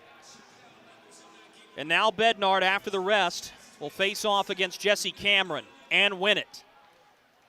St. Peter Pest Control power play, 1 for 6 tonight. High up in the air, this is Drapelook to take the puck, 2-on-2 the other way. Joe Drapelook lays it forward. Bednard comes back to get the puck. 3-on-2 for the Marksmen as they cross the blue line. Bednard looks up ice, feeds it into the slot, looking for Marley Quince. It's sticked away by Stiliadis. Turned down low, now to the point. This is Oliveri in the slot. Pulls the trigger. Cameron with a block shot. It bounces back out to center while Tanner Frey was being manhandled by Joseph Drapelook. And a pass is offside. Drake Glover saying it was on the blue line. This is going to be an intentional offside, and the face-off will come across the red line toward Macon's attacking side of center. Corey Melkert and company have not been in this situation this late in the game this season. 4:22 to go, third period. Macon leading Fayetteville 3-2, face-off win with the Mayhem on the penalty kill. And they'll wrist it all the way down the length of the rink. Jarrett Cupp, the former Mayhem, will pick up the puck. Cupp now drops a pass to Taylor Best, who skates ahead of the red line. Makes a move and has it near attacking side corner. Best, forehand to backhand, tripped up on the play, taken over by McCloy, who finds Marley Quince on the far boards. Held on to and spun to the point. Cupp finds Best, holds, toe drags, fans on the shot, puck is still loose. Stiliadis finds it and freezes. Taylor Best wanted to rip it to Kingdom Come, came up empty, but the changeup nearly trickled through the legs of Michael Stiliadis, who pounced on top of it. Gem of the game, that's his 35th save of the evening so far. McNair will take the draw for the Marksman. Caught in his feet, and the Mayhem will clear it all the way down. 40 seconds remaining in the St. Peter Pest Control power play for Fayetteville. Stefano Durante will leave it on a tee for Don Oliveri. Oliveri will drop it back, and now Taylor Best skates it into the zone. Into the slot, a rolling puck cleared all the way down by Macon. 20 seconds remaining in the Fayetteville St. Peter Pest Control power play. Oliveri behind his own net to receive the puck. Takes a look and finds Matt McNair at the red line. Center ice face-off circle. McNair tripped up. Back to the power play will go the Marksman. A reach play will cost Brett Menton, who will have a seat for tripping, and it's all on a tee for the Marksman again. Penalty comes 16:54 into the third period. Menton for tripping. DeBari set to come out of the penalty box in 8 seconds. Let's see how quickly the Marksman can get to work. Face-off win. Oliveri hangs on to it, winds, fires, misses wide of the far goal post. Puck rolling on the dasher. Held down by Marley Quince. We go back to a 5-on-4 power play. Bednard near wing, sends it across, off of a skate. Puck loose in the slot, backhander, they score! Tanner Frey ties the game for the Marksmen with 2:49 to go in the third period. We told you he had been lurking around all game. You just knew he was going to make a play. Tanner Frey scores in his second straight, and the Fayetteville Marksmen have drawn even on the power play, 3-3 with 2:49 to go in the third period.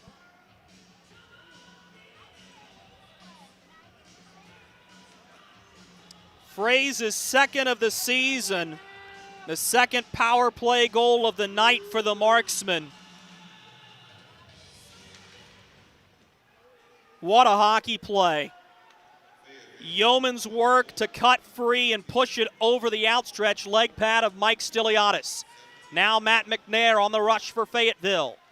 Taylor McCloy, far corner, gives the puck away. It'll be taken up by Swiderski. Looks to the near side for Devin Brink at center. Turned back over. McNair pushes the puck forward. McCloy toe drags, having none of it, making a solid defensive play for Macon. Was Vaughn Clauston, who will receive the puck in the far corner now.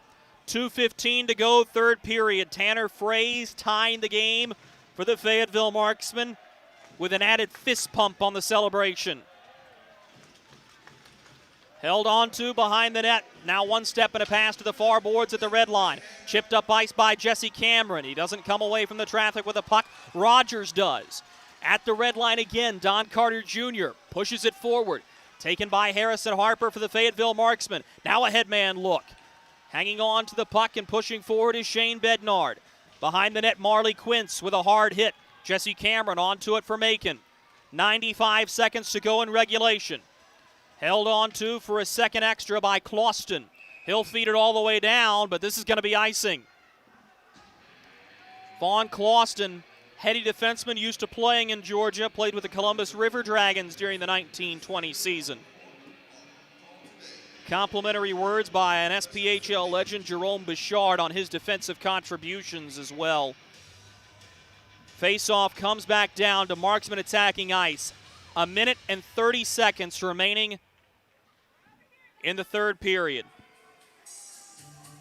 Marksman 3, Mayhem 3. McCloy will take the draw for the Marksman, and he'll win it cleanly. Drake Glover's shot spins a mile wide of the far goal post. Picked up there by Hussey, who will push it back as Macon just looks to hold and possess. In back of Stiliadis. The Mayhem are not going to push the pace. This is an interesting strategy by Zach Desjardins here in the opener. Seems like the Mayhem are going to be perfectly content to go home with a point, but this is icing, and Carter Struthers wants to push this back up. There was no change on that play for Macon. Tired group out there, and Corey Melkert is going to take the opportunity to change lines. Don Oliveri talking with Tanner Frey, Shane Bednard. The other two out there, Marley Quince and Carter Struthers. 65 seconds remaining in regulation. Clean win. Here's the shot. Wide. Picked up by Struthers near side boards. He gives it away. Spanked back up. Struthers affected the pass intended for Brendan Hussey. Under a minute remaining in regulation. Don Oliveri has it in his own zone. One-man pressure. Finds Carter Struthers near boards. He'll push to the far side. Fraze intercepted by Gus Ford. Punished by Oliveri. Ford stays with the puck somehow. Finds Nigel Slade far corner. Run into by Struthers. Patch in the middle. Ford couldn't complete the move. Durante got a piece of it with a stick and a poke check. Here's a shot from the point. Gloved and held on to as Soper's bids denied. Stefano Durante, that will not be considered a highlight reel save. I'm not even sure if it'll be a shot on goal, but that strop of tape that just tickles the hockey puck affected Gus Ford's mood enough, and he was not able to collect the rolling puck and shoot it into the net. 33.4 seconds to go, third period. Big face-off from the glove side of Stefano Durante. It's won by the Mayhem as they tried to push forward. McCloy sniffs it out. Brought back up ice, Drake Glover pushing forward with a puck. Turned back, held in by Jarrett Cupp. His knuckling slapper, punched out by Stiliadis. The rebound taken by Matt McNair. Shoveled off the backside of the net. Jarrett Cupp has it at the point. Rolls it back toward the goal. McNair has it. Shoveling the puck, trying to get it up and forward. Intercepted. One last rush maybe for Kowash. He'll backhand it ahead. Fayetteville sends it scoreboard height. This will go into the penalty box. As time expires, the question is, was the puck tipped? And was it behind the Marksman blue line? Linesman says the puck was tipped. We are headed to sudden death overtime for the first time this season. Let's pause for a quick commercial break. We'll be right back after these messages. This is Marksman Hockey. Experience the thrill of being a Fayetteville Marksman season ticket holder and all the benefits that come along with it, including your same great seat for 28 or 14 home games, exclusive season ticket member events, and an opportunity to enjoy discounts on food and beverage and merchandise at the Crown Coliseum. Skate to marksmanhockey.com/season tickets to learn more. Marksman fans, you've waited over 18 months, but on Saturday, October 30th at 6 p.m., your Fayetteville Marksmen return to the Crown Coliseum. Join us before the game at the Crown Complex Plaza to enjoy our Halloween bash with trick-or-treating, games, and music.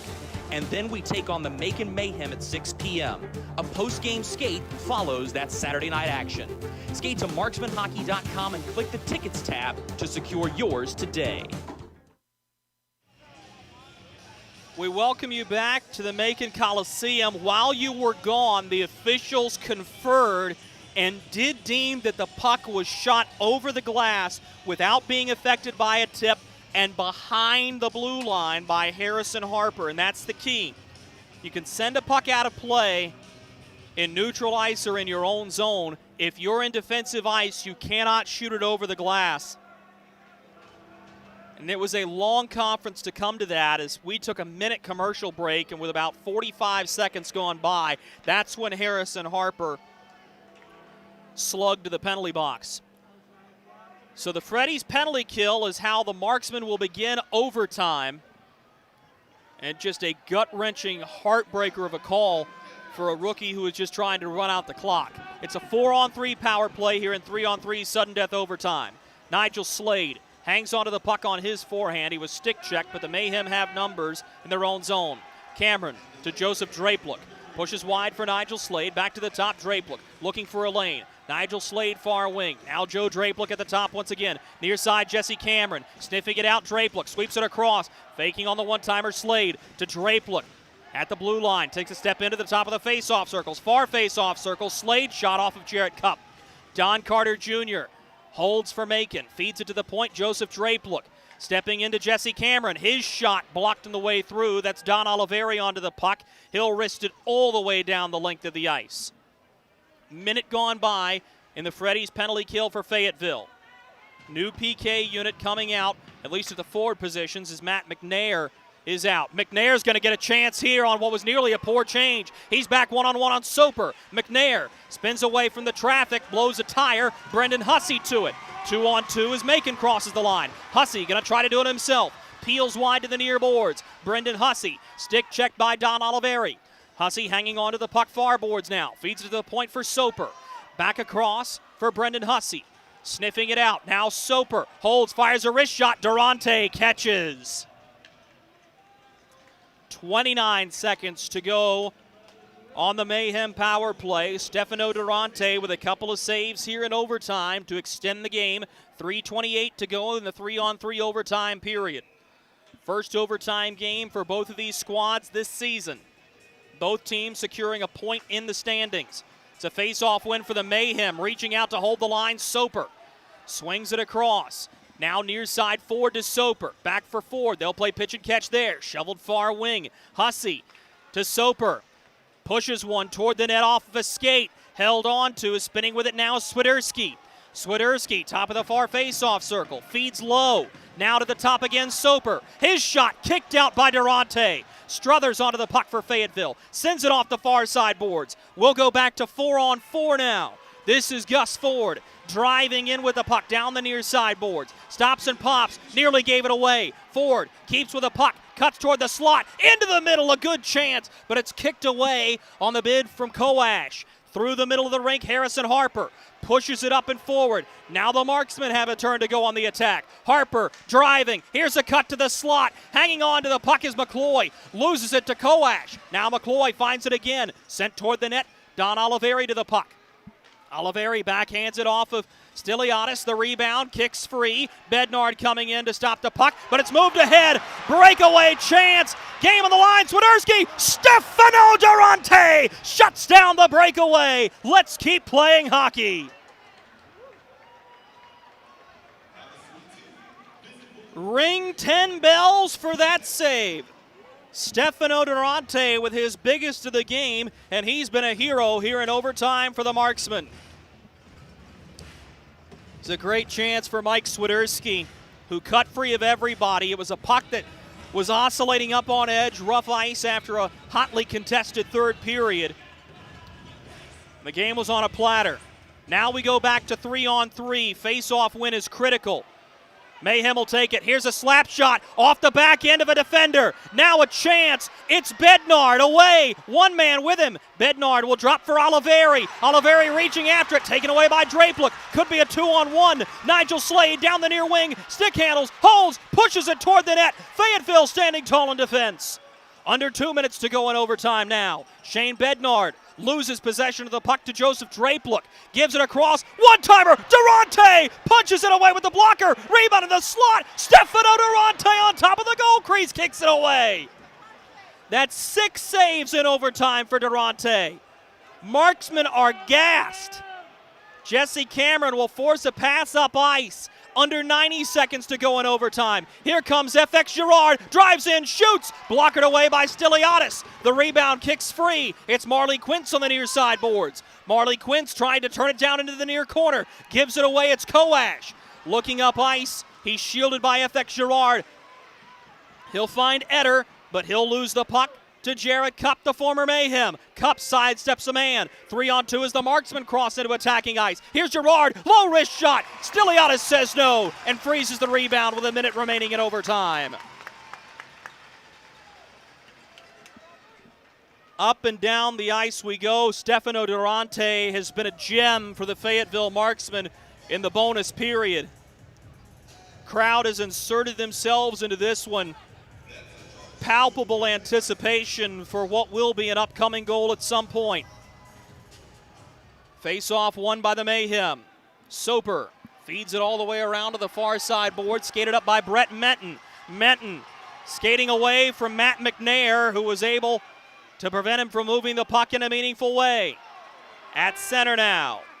Cupp to McCloy, feeds it forward. McNair shoots, pushes it wide of the far goal post.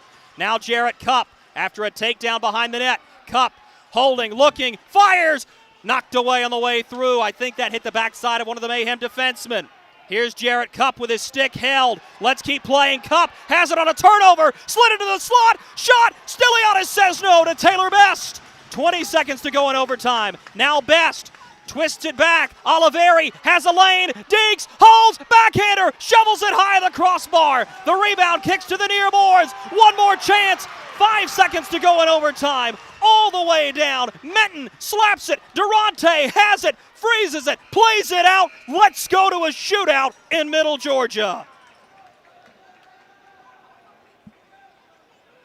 Almost hard to believe that neither team comes away scoring a goal with an overtime fraught with opportunity.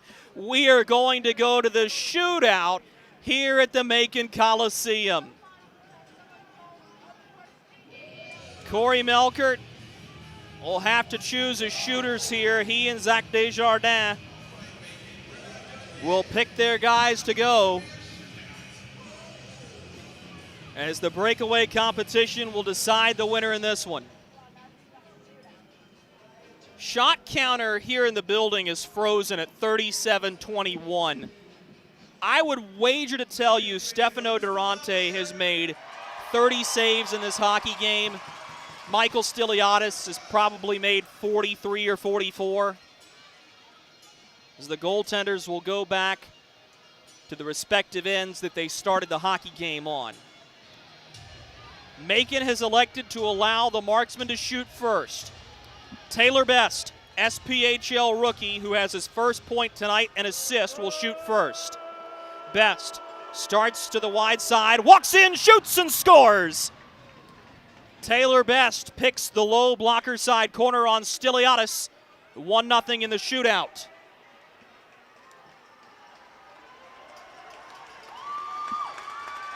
Don Carter Jr. for Macon.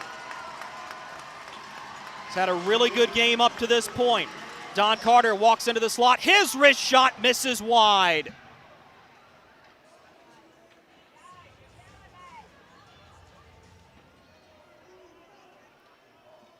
Fayetteville leads after the first inning of the shootout. Now Don Oliveri, oldest man on the roster, to a chorus of boos. Will start to the left side, hanging on to the puck, slows it down, tries to slide it 5-hole, and Stiliadis got the far leg pad down.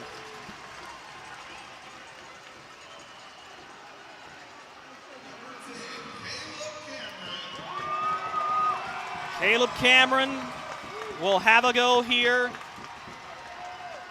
for Macon in the second inning of the shootout to tie it up. Durante got a piece of it with a paddle on a walk down Broadway and a hard wrist shot. Still 1-0. Fayetteville leads as we go to the third inning of the shootout. This is going to be Shane Bednard. Slowing it down as he gets to the slot. Try to slide it 5-hole. Sticked out by Stiliadis. Fayetteville has used 3. They have scored 1. Third shooter will be Kyle Soper. Soper, the defenseman, starts near side, has a little bit of speed, lifts it high and wide. Inning number 4, the shootout, not your standard NHL 3-person shootout, international format, 5-man. Marley Quintz played his first SPHL game with the Marksmen last weekend.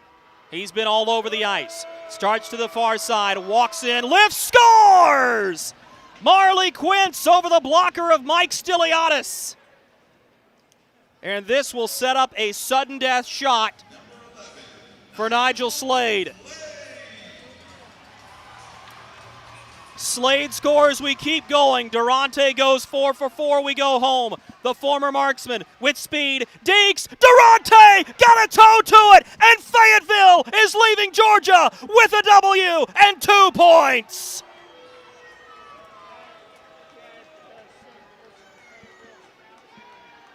"4-3 in the shootout, the final. An unbelievably entertaining hockey game here from the Macon Coliseum. The Macon Mayhem will fall to 0-3-1 on the season, while the Fayetteville Marksmen will remain perfect at 3-0-0. Let's step aside for these messages from our corporate partners. We'll be right back with Marksman postgame after these messages. This is Marksman Hockey.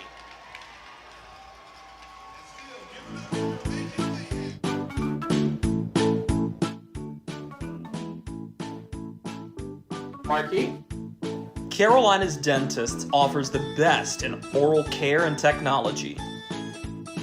Hope you're brushing twice a day like we discussed. And don't forget to make that 6-month appointment, okay? We'd like to keep those pretty white teeth looking good for you. Come experience positively different dentistry at Carolina's Dentist, the official dentist of the Fayetteville Marksmen.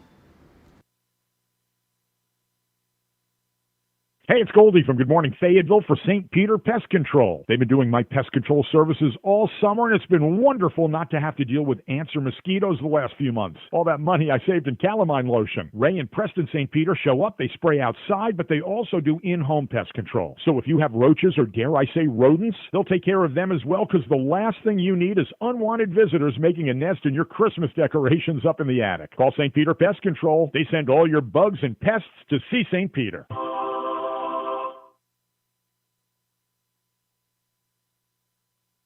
Hey you, are you hearing this but not seeing this? You can change that. Follow along with the entire season of Fayetteville Marksman Hockey on Hockey TV. Visit hockeytv.com/subscriptions and get the SPHL TV package to watch every single Fayetteville Marksman road game this year.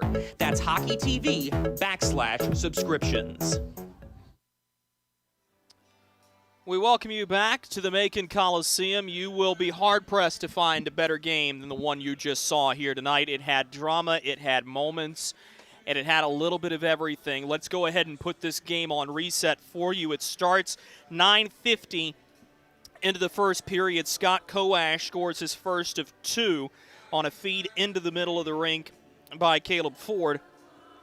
Also getting an assist on the play is Brendan Hussey, his first point in the SPHL this season. And really kind of a surprise start for Macon. I thought they did a really good job of coming out and punching Fayetteville in the mouth early. The Marksmen were then prompted to respond, and they did.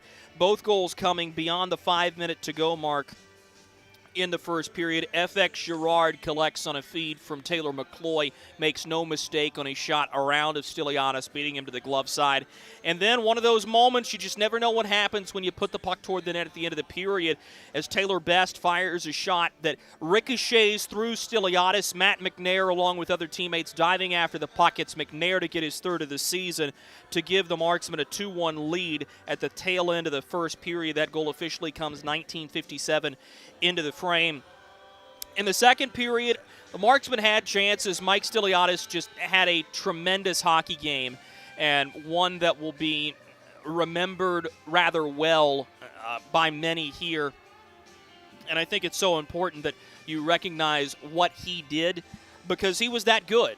He's going to come away with a 44-save performance officially tonight for the Macon Mayhem, and he made life difficult for the Marksman offense. Scott Koash capitalizes unassisted, 15:27 in the second period to tie the game 2-2. And then it's a dogfight all throughout the third. I do think it is worth mentioning, though, at the end of the second period, Taylor Cutting thrown out of the game as an aggressor for fighting with Matt McNair. McNair never dropped his gloves, didn't want any part of the fight, and Taylor Cutting did not care, to be quite frank with you. Grabbed him by the collar and started raining in haymakers. Cutting tossed from the contest. Fayetteville unable to capitalize on the ensuing power play. But midway through that third period, Brian Etter scores on an assist from Scott Koash, who will end the game with 3 points. I think everybody in the building thought Koash was going to shoot that puck, and Stefano Durante will tell you after this game that he's playing the shooter straight up and hoping the defenseman has that pass. But I think he was very much dedicated to that shot as well. Got back to the far goal post, and Brian Etter finishes perfectly, just lobbing that puck over top of Durante. 3-2, and that's where the score would stay. But late penalties cost the Macon Mayhem in this one. It was a penalty by Chase DeBari, tripping 15:01 into the third period.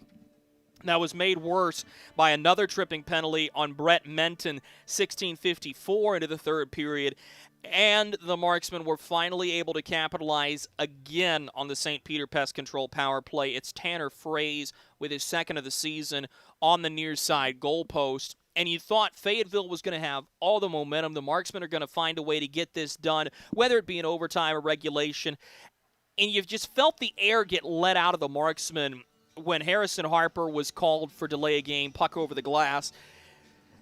And it was a weird call because initially the officials said the puck deflected. They conferenced while we went to commercial break. In overtime, they deemed it did not, and Harper was still in his defensive zone. So that brings us into overtime, a 4-on-3 power play. Stefano Durante makes 6 saves of the 29 he made on the night in overtime. Fayetteville is able to overcome not only the late penalty, but the Marksmen score 2 in overtime. And more importantly, I think there, Stefano Durante was an all-star in net, stopping 4 of 4 in the shootout. The Marksmen remain undefeated, advance to 3-0-0, while the Mayhem will fall to 0-3-1 on the season. Let's pause one more time. We'll be right back to put a bow on this one and get you all set for tomorrow's Fayetteville Marksmen home opener. This is Marksman Hockey.